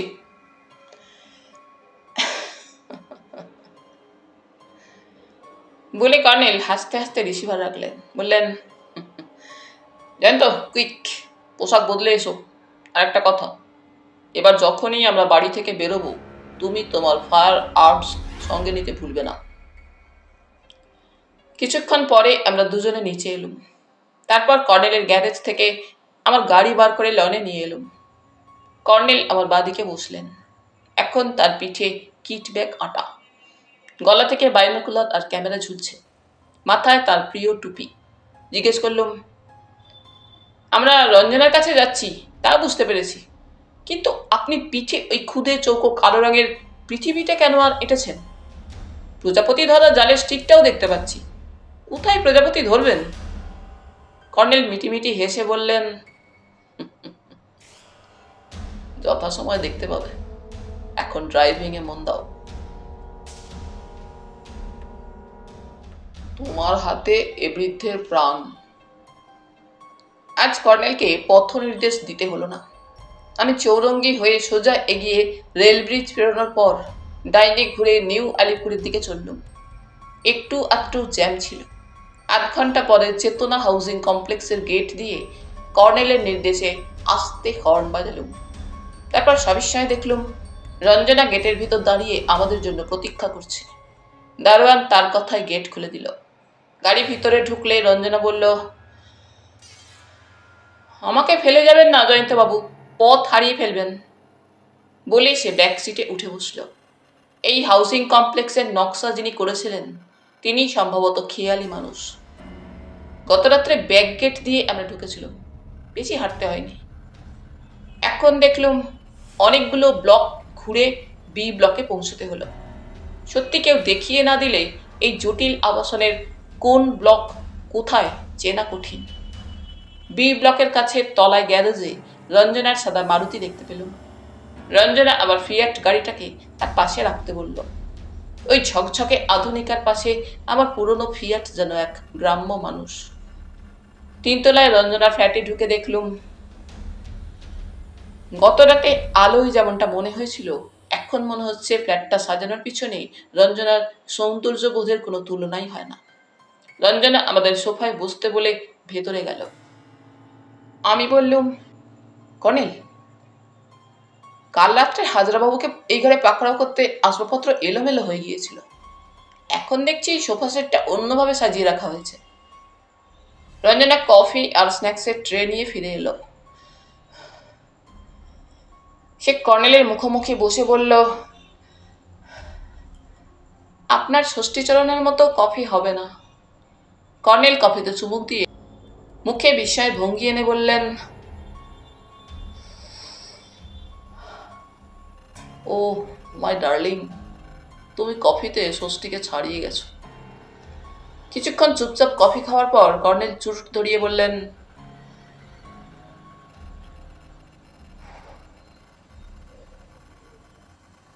তোমার কাছে দরকারে আসছি বলেছিল, এবার সেটা শোনো। রঞ্জনা ব্যগ্র দৃষ্টে তাকিয়ে বলল, কর্নেল, আমার কিন্তু কেন যেন বড্ড ভয় করছে। আবার কোনো অপারেশনের সঙ্গে আমাকে থাকতে হবে না তো? কর্নেল চাপা স্বরে বললেন, তুমি সিনেমা প্রডিউসার শ্রমিক বাবুকে তার কলকাতার বাড়িতে একবার ফোন করে জেনে নাও তিনি আছেন কিনা। থাকলে বলবে তুমি এখনই তার কাছে একটা জরুরি কাজে যাচ্ছ। উনি যদি কাজটার কথা জিজ্ঞেস করে তুমি বলবে মুখোমুখি না হলে বলা যাবে না। উনি যদি পিদাপিদি করেন আভাসে তোমাকে কি বলতে হবে সেটা বলে দিচ্ছি। রঞ্জনা জিজ্ঞাসু দৃষ্টিতে তাকালো। তাকে এবার একটু উত্তেজিত মনে হচ্ছিল। কর্নেল বললেন, আগে আমার এই প্রশ্নের উত্তর দাও। তুমি কি জানো রাজকুমার বাবু প্রাচীন যে দেবী মূর্তিটা তোমার কাছে রাখতে এসেছিলেন এবং সেটা তুমি রাখোনি, সেই জিনিসটা প্রকৃতপক্ষে লুকোনো আছে সিনেমা প্রডিউসার শ্রমিক লাহিড়ীর কাছে। রঞ্জনা বিস্মিত দৃষ্টিতে তাকিয়ে বলল, আপনি কিভাবে জানলেন? যেভাবে হোক জেনেছি, তুমি জানো কিনা বলো। বিশ্বাস করুন, আমি জানি না, কিন্তু আমার মনে হচ্ছে রাজকুমারের পক্ষে এটা অসম্ভব কিছু নয়। কারণ আমার সঙ্গে রাজকুমারের পরিচয়ের আগেই সে আর বাচ্চুদা ছিল ঘনিষ্ঠ বন্ধু। কথাটা বলেই রঞ্জনা উত্তেজনায় কণ্ঠস্বর চাপা করে আবার বলল, কর্নেল সাহেব, এটা খুবই সম্ভব। আমাকে কি করতে হবে তাই বলুন। কর্নেল মৃদুস্বরে বললেন, তুমি আভাসে ওকে একটু জানিয়ে দিতে পারো মৃত্যুর আগে রাজকুমার তোমার নামে একটা চিঠি পোস্ট করেছিল। আজকের ডাকে সেটা তোমার হাতে এসেছে। চিঠিতে রাজকুমার লিখেছে বাচ্চুবাবুর কাছে সে জিনিসটা অগত্যা লুকিয়ে রাখতে বাধ্য হয়েছিল। তুমি বাচ্চুবাবুকে সোজাসুজি বলো রাজকুমার জিনিসটা বিক্রির দায়িত্ব পেয়ে গেছে। এটুকু বললেই তুমি বুঝতে পারবে বাচ্চুবাবু তোমাকে কি বলবেন। রঞ্জনা দ্বিধার সঙ্গে বলল, যদি সে চিঠি দেখতে চায়? কর্নেল একটু হেসে বললেন, তুমি বলবে বেশি দেরি করলে খদ্দের হাতছাড়া হয়ে যাবে, তাই চিঠির কথা পরে, আমি যা বলছি তা স্ট্রেট কাট বলছি। ঠিক এই কথাটা তুমি জোরালো হুমকির সুরে বলবে। এবার যাও, ফোন করে দেখো। রঞ্জনা তার বেডরুমে টেলিফোন করতে গেল। দীর্ঘ প্রায় 5 মিনিট পরে সে ব্যস্তভাবে এ ঘরে এলো। সোফায় বসে বলল, আমার কথা শুনে বাচ্চুদা প্রথমে অস্বীকার করছিলেন। তখন আমি ওকে হুমকি দিয়ে বললুম, তুমি গন্ডগোল করলে বিপদে পড়বে। তাছাড়া নতুন ছবির জন্য তোমার টাকার দরকার, কাজেই তুমি যা বলার এখনই বলো। কর্নেল সাহেব, বাচ্চুদার এসব সময় টাকার জন্য মাথা খারাপ হয়ে থাকে। লাখ লাখ টাকা দরকার হয় ছবি তৈরিতে, তাই সে শেষ অবধি আমার কথায় রাজি হলো। তবে লেনদেন হবে দিল্লি রোডের ধারে, তার বাগান বাড়িতে। বাচ্চুদা বলল, এসব কাজ রাতের দিকে হলেই নিরাপদে থাকা যায়। বুদ্ধি খাটিয়ে আমি বলেছি, খদ্দেরের সঙ্গে একজন জুয়েলারও যাবেন। কর্নেল সহাস্যে বললেন, তুমি বুদ্ধিমতী, তোমাকে তৈরি থাকতে হবে। তুমি বাচ্চুবাবুকে আরেকবার ফোন করে জানিয়ে দিও, তুমি এখান থেকে রাত 9টায় ওই 2 ভদ্রলোককে সঙ্গে নিয়ে বাগান বাড়ির দিকে রওনা হবে। আমি এবার উঠি। রঞ্জনা জিজ্ঞেস করল, আপনার পিঠের ব্যাগে ওই স্টিকটা কি প্রজাপতি ধারা নেটের? আপনি এমন করে এখন কোথায় বেরোচ্ছেন? ঘটনাস্থলে ঠিক সময়ে আপনাকে দেখতে পাবো তো? না পেলে আমি বিপদে পড়ব। বাচ্চুদার ওই বাড়িতে যারা থাকে তারা সাংঘাতিক লোক। কর্নেল তাকে আশ্বস্ত করে বললেন, তোমার চিন্তার কোনো কারণ নেই। একটা কথা বলে যাচ্ছি, তুমি রাজকুমারের চিঠির কথা বলছিলে, তার হাতের লেখার নমুনা পুলিশ জোগাড় করেছে। হাতের লেখা নকল করার মতো দক্ষ লোক লালবাজার ডিটেকটিভ ডিপার্টমেন্টে আছে। যদি এই কাজটা এখন গিয়ে করিয়ে নিতে পারি, তাহলে তোমাকে রিং করব। একজন লোক তোমাকে চিঠিটা দিয়ে আসবে। এই বলে কর্নেল রঞ্জনা এবং আমাকেও প্রচন্ড অবাক করে বেরিয়ে গেলেন।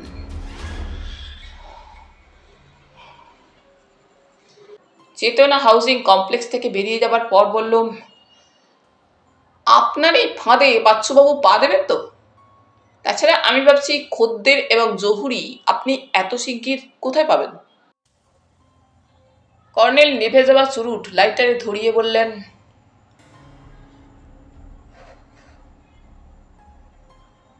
এ নিয়ে তোমার ভাবনার দরকার নেই জয়ন্ত। তবে ফর ইউর ইনফরমেশন শুধু জানিয়ে রাখছি, গত রাত্রে তুমি যখন অঘরে ঘুমোচ্ছিলে তখনই আমার মাথায় প্ল্যানটা আসে। তারপর ডিসি ডিডি অরিজিৎ লাহিড়িকে ঘুম থেকে জাগিয়ে যা বলার সব বলে রেখেছি। কিন্তু এ কথা শুনে তুমি হেসো না। অরিজিতের মতে জহুরির ভূমিকায় আমাদের প্রিয় হালদার মশাইকে রাখলে খেলাটা দারুণ জমবে। অবাক হয়ে বললাম, হালদার মশাই জহুরি? সর্বনাশ! কর্নেল, উনি যা হঠকারী মানুষ, কি করতে কি করে বসবেন তখন হয়তো সব ভেস্তে যাবে। কর্নেল একরাশ ধোঁয়ার সঙ্গে বললেন, তুমি ভুলে যাচ্ছ, প্রাইভেট ডিটেকটিভ কৃতান্ত কুমার হালদারকে আমরা যতই ফিগার অফ জোক বলে মনে করি, তিনি তা নন। পুলিশ জীবনে এইসব কাজে ওর অভিজ্ঞতা প্রচুর।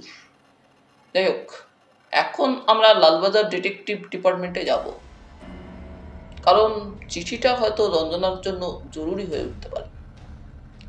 কলকাতা পুলিশের লালবাজার হেডকোয়ার্টারে কর্নেল সুপরিচিত। ভিতরে গাড়ি রেখে আমরা দক্ষিণের ব্লকে সিঁড়ি বেয়ে দোতলায় গেলুম। তারপর একেবারে সোজা DCDD-1 অরিজিৎ লাহিড়ির ঘরে।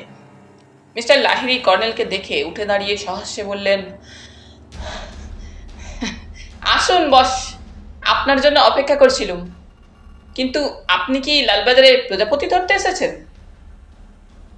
কর্নেল বললেন, দিল্লি রোডের ওদিকে একটা বিশাল জলাশয় আছে, বন জঙ্গলও আছে, সেখানেই বসন্তকালে প্রজাপতিদের খেলা দেখে এসেছি। তবে এখন হাতে সময় কম, তোমাকে দ্রুত একটা কাজ করতে হবে।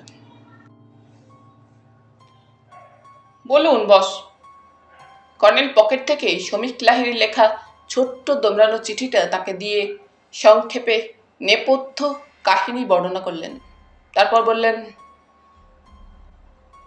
তোমার এই চিঠিটার কথা তোমাকে বলেছি। নিহত রাজকুমার রায়ের হাতের লেখার নমুনা তোমাদের কাস্টডিতে আছে।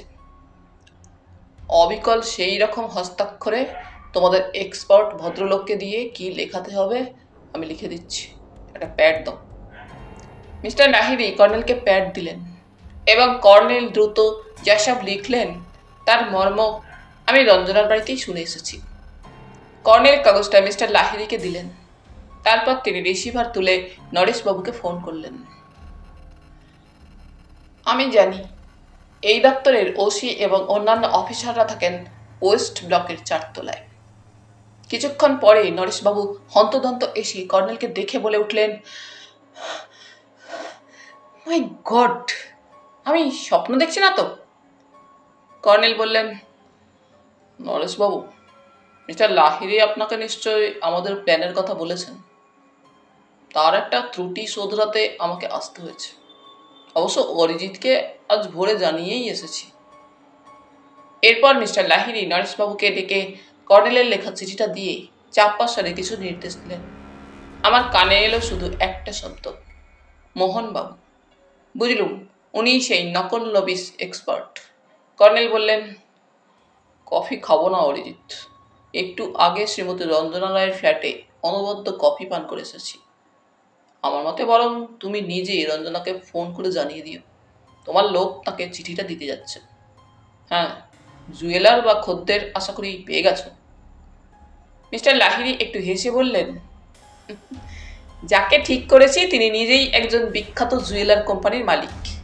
তার কথা মতো তার হাতে নোট ভর্তি একটা ব্রিফকেসও থাকবে। আপনি একজন জহুরির কথা বলেছিলেন, তার কি কোনো দরকার আছে? কর্নেল মিটিমিটি হেসে বললেন, আছে, আর সেই রোলটা করবেন আমাদের প্রিয় হালদার মশাই। আমি এখান থেকে ওকে একটা রিং করতে চাই। মিস্টার লাহিড়ী হাসি চেপে একটা টেলিফোন এগিয়ে দিলেন। কর্নেল ডায়াল করার পর তার সাড়া পেয়ে বললেন,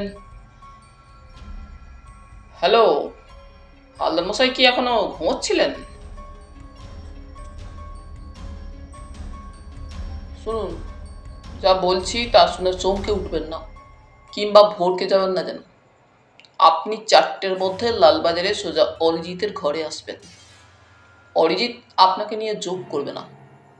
আর কাজের কথাটা বলি, অরিজিৎ আপনাকে সব বুঝিয়ে বলবে। আমি শুধু জানিয়ে রাখছি, আজ রাতে একটা ফাঁদ পাতা হবে। আপনাকে অবশ্যই ছদ্মবেশ ধরতে হবে, তবে সেটা পাকা জহুরির ছদ্মবেশ। অর্থাৎ আপনি ধাতুরত্ন খাঁটি কিনা যাচাই করতে দক্ষ মানুষ। এর জন্য কোষ্টি পাথর, বায়োনোকুলার আর যা সব লাগে সবই এখানে পেয়ে যাবেন। বরং তাই করবেন, অরিজিৎ আজ অফিস ছেড়ে কোথাও যাবে না। কাজেই আপনি রিং করে এলে ভালো হয়। Wish you good luck. ছাড়ছি। রিসিভার রেখে কর্নেল উঠে দাঁড়ালেন। বললেন, তাহলে আমি আজ রাতের ফাঁদে আনাচে কানাচে থাকবো। তা আশা করি বুঝতে পেরেছ। দিল্লি রোডের ধারে একটা ধাবা আছে, সেখানে উৎকৃষ্ট প্রকাণ্ড সাইজের পরোটা তৈরি হয়। ভিতরে আলুর একটা সুস্বাদু স্তর থাকে। আলু পরোটা বলতে পারো। কাজেই আমরা এখনই বেরিয়ে পড়ছি। অরিজিৎ লাহিড়ী উঠে দাঁড়িয়ে হাত বাড়িয়ে প্রথমে কর্নেলের সঙ্গে এবং পরে আমার সঙ্গে হ্যান্ডশেক করে বললেন, জয়ন্তবাবু, আশা করি আপনার দৈনিক সত্যসেবক পত্রিকা একটা রোমাঞ্চকর স্টোরি পেয়ে যাবে। Wish you good luck. Lalbazar থেকে বেরিয়ে যাবার পর বললুম, কর্নেল, আপনি একটা কথা কিন্তু জানাননি। কোন কথা? সুজাতা দেবী কাগজগুলো আপনাকে বেছে দেবার আগেই তিনি প্রডিউসার শ্রমিক লাহিড়ীর লেখা ছোট্ট চিঠিটা পড়ে নিয়েছেন, তা আমাকে জানাননি। কর্নেল সহাস্যে বললেন, বেশি জানলে মাথা গুলিয়ে যায়। তাছাড়া তোমাকে চমক দেওয়ার দুষ্টুমি সম্পর্কে তুমি নিশ্চয়ই অবহিত, তাই না? কর্নেলের কথায় হেসে ফেলল।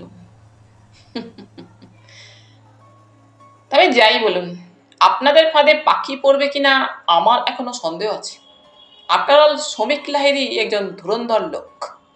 বাইরে থেকে তাকে আমোদের প্রকৃতির মানুষ মনে হয়। By the by, brigade parade গ্রাউন্ডের উত্তর পশ্চিম কোণে গাছের নিচে দাঁড়িয়ে শ্রমিক লাহিড়ী শনিবার রাতে কার জন্য প্রতীক্ষা করছিলেন তা কি জানতে পেরেছেন? যথাসময়ে সবই জানা যাবে, এখন আর কোনো কথা নয়। আমার ভাবনা হচ্ছে হাওড়ার জ্যাম পেরোতে আমার লাঞ্চের সময় হয়ে যাবে। তা হোক, স্বয়ং বিবেকানন্দ বলেছেন, খালি পেটে ধর্ম হয় না। ডার্লিং, আমরা তো আজ একটা ধর্ম পালন করতেই যাচ্ছি, কি বলো?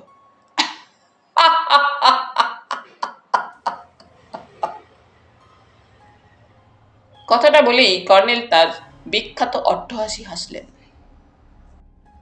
এবার যা ঘটেছিল তা সবিস্তারে বর্ণনার কারণ দেখছি না। আমরা একটা পাঞ্জাবি ধাবায় প্রকাণ্ড আলু পরোটা সুস্বাদু তরকারি সহ খাওয়ার পর রওনা হয়েছিল। শ্রমিকবাবুর বাগান বাড়ির কিছুটা আগে বাঁ দিকে একটা মোরাম বিছানো পথ দূরে এগিয়ে গেছে।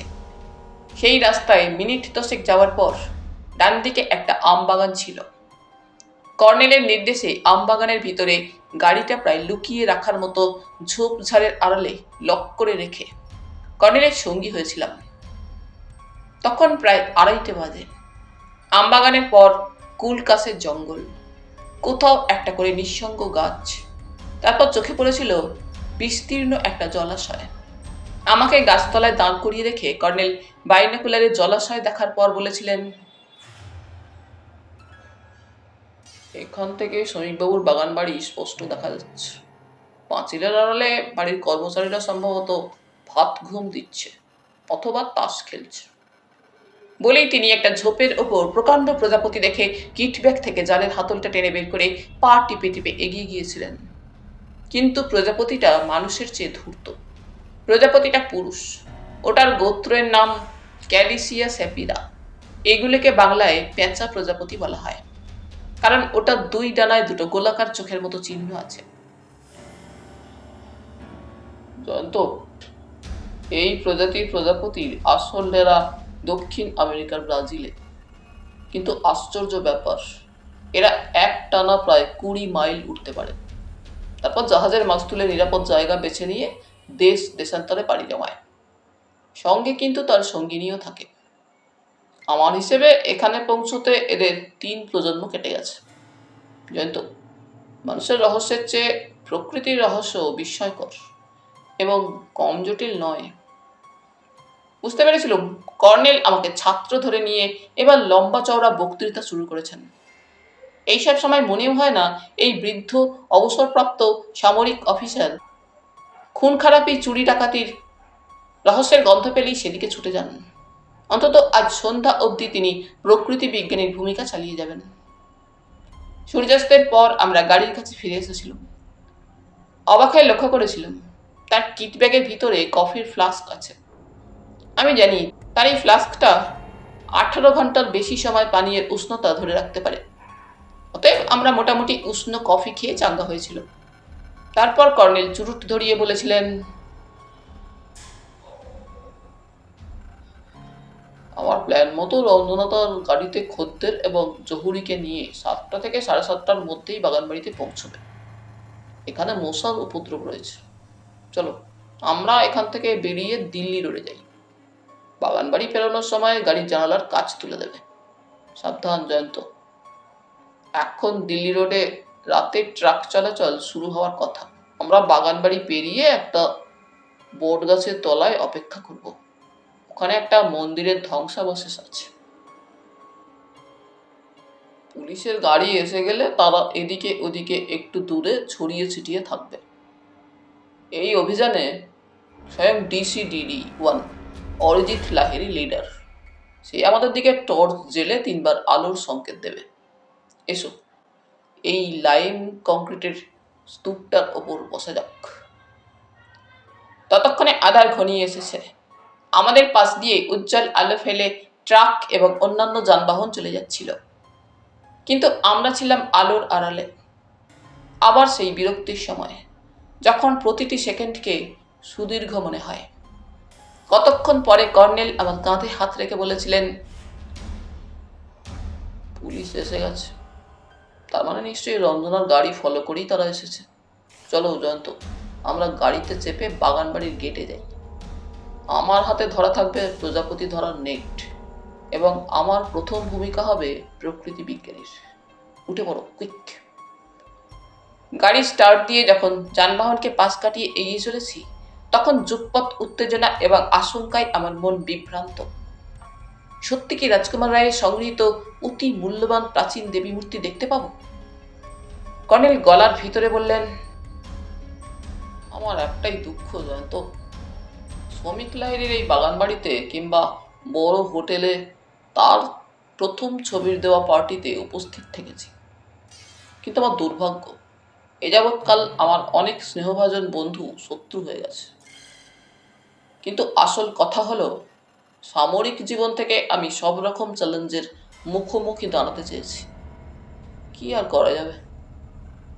আমাদের গাড়ি যখন বাগানবাড়ির গেটে পৌঁছেছিল, তখন দেখেছিলাম গেটের সামনে কয়েকজন আর্মড কনস্টেবল দাঁড়িয়ে আছে।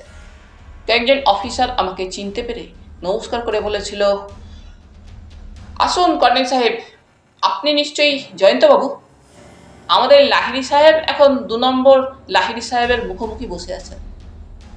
কর্নেল মুচকি এসে বলেছিলেন, মুখোমুখি 2 বরেন্দ্র ব্রাহ্মণ। শুনেছি বরেন্দ্র ব্রাহ্মণদের মধ্যে পারস্পরিক সৌহার্দ্য থাকে। অতএব আপনাদের বস মিস্টার লাহিড়ীকে ট্যাকল করার দায়িত্ব আমাকে নিতে হবে। আমরা ভিতরে গিয়ে দেখলাম চারিদিকে উজ্জ্বল আলো আর বাড়িটা পুলিশে পুলিশে ছয়লাপ। নরেশ ধর দরজার সামনে দাঁড়িয়েছিলেন। তিনি হাতের ইশারায় ভিতরটা দেখিয়ে বললেন, পাখি ফাঁদে পড়েছে। কর্নেল জিজ্ঞাসা করেছিলেন, আমাদের প্রিয় হালদার মশাইয়ের রোলটা কেমন দেখলেন? নরেশবাবু চোখে হাসির ঝিলিক তুলে বলেছিলেন, এক কথায় অসাধারণ। আমরা দুজনে ভিতরে প্রশস্ত ড্রয়িং রুমে দেখেছিলাম ঘর ভর্তি ছড়িয়ে ছিটিয়ে স্থানীয় থানার খাকি পোশাকের পুলিশ আর কলকাতার সাদা উর্দি পরা পুলিশের সঙ্গে সাদা পোশাকের সম্ভবত এনফোর্সমেন্ট এবং স্পেশাল ব্রাঞ্চের অফিসাররাও আছেন। কারণ এই অভিযান ভারতের সুপ্রাচীন কোনো দেবী মূর্তিকে উদ্ধারের অভিযান। সেই মূর্তিটি অরিজিৎ লাহিড়ীর হাতে শোভা পাচ্ছিল। সারা শরীরে কত রং বেরঙের রত্নখচিত এক দেবীর সোনার মুকুট পরা মূর্তি। মূর্তিটি ছোট হলেও তার উজ্জ্বলতা চোখ ধাঁধিয়ে দিচ্ছিল। মিস্টার লাহিড়ী সাহেব, দ্বিতীয় লাহিড়ী সাহেবের মুখ নিচু এবং চোখ লাল। উল্টো দিকের আসনে বসেছিল রঞ্জনা। তার দু চোখে এখন ক্রোধের আগুন। ঘরে ঢুকতেই কানে ভেসেছিল তার ক্রুদ্ধ কণ্ঠস্বর, নির্বোধ রাজকুমার তোমাকে বিশ্বাস করে নিজের প্রাণ দিয়েছে। সে কি করে ভাববে তুমি তাকে প্রাণে মেরে এই মূর্তি হাতাবে? কর্নেলকে দেখা মাত্র অরিজিৎ লাহিড়ী সহাস্যে বলেছিলেন, হাই বস, আমাদের অন্তত একটা ধন্যবাদ দিন। কর্নেল তার পাশে খালি আসনে বসে প্রথমেই প্রাইভেট ডিটেকটিভ হালদার মশাইকে বলেছিলেন, আপনার রোল আপনি সম্ভবত ঠিকঠাক পালন করেছেন। হালদার মশাই একটু সংকোচের সঙ্গে বলেছিলেন, যা করবার তা ঠিকঠাক করছি।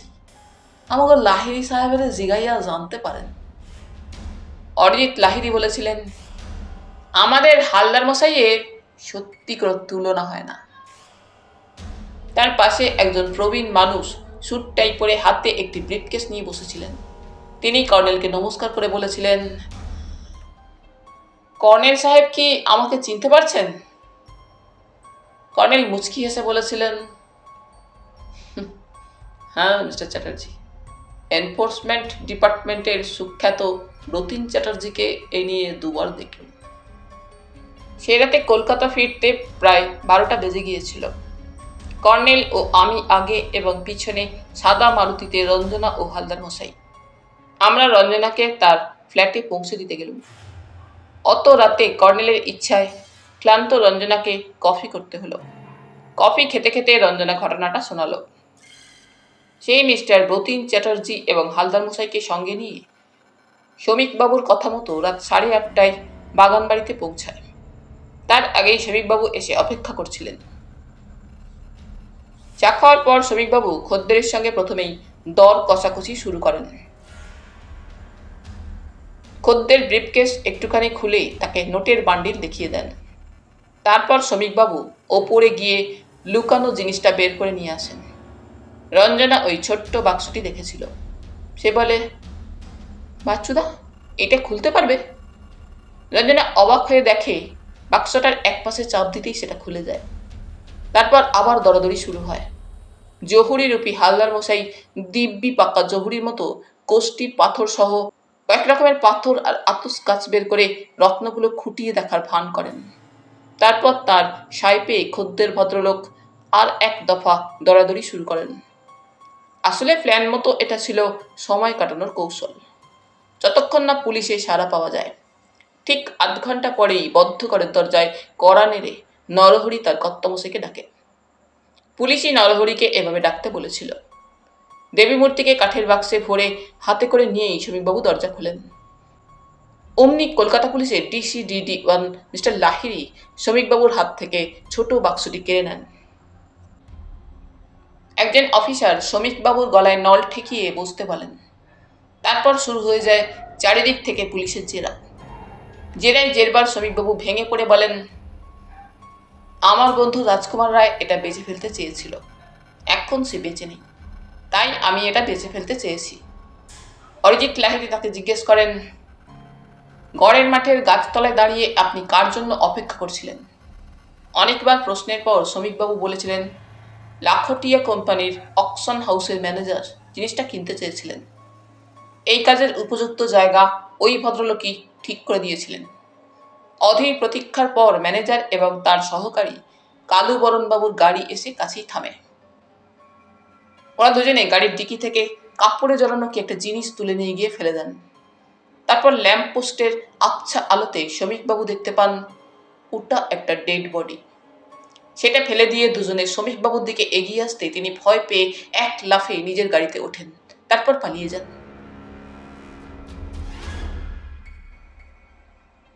কর্নেল কফি পানের পর চুরুট ধরিয়ে বললেন,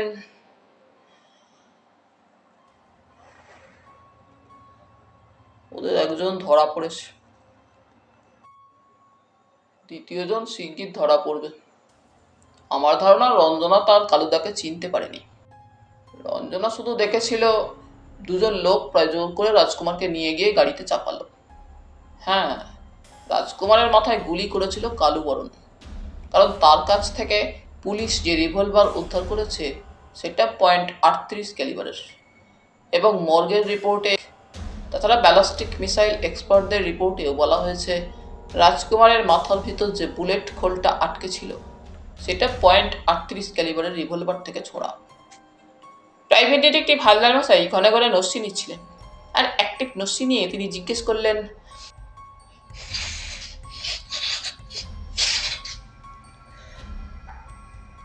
স্যার কর্নেল সাহেব, ওই দেবী মূর্তিটা তো চিনতে পারলাম না। কর্নেল বললেন, ওটা সত্যিই দুর্লভ রত্ন সামগ্রী। ওটা গ্রিক দেবী আথেনার মূর্তি। আমার অনুমান রুদ্রগড়ের রাজবংশের কোনো পূর্বপুরুষ ওটা গ্রিস থেকে সংগ্রহ করে এনেছিলেন।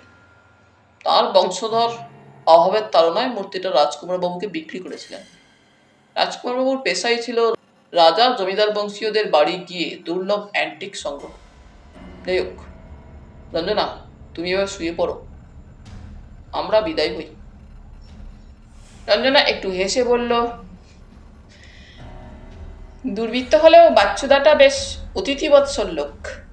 আমাদের তিনজনকে সে যা খাইয়েছে তাতে আর আজ রাত্রে কিছু খাবার দরকার হবে না।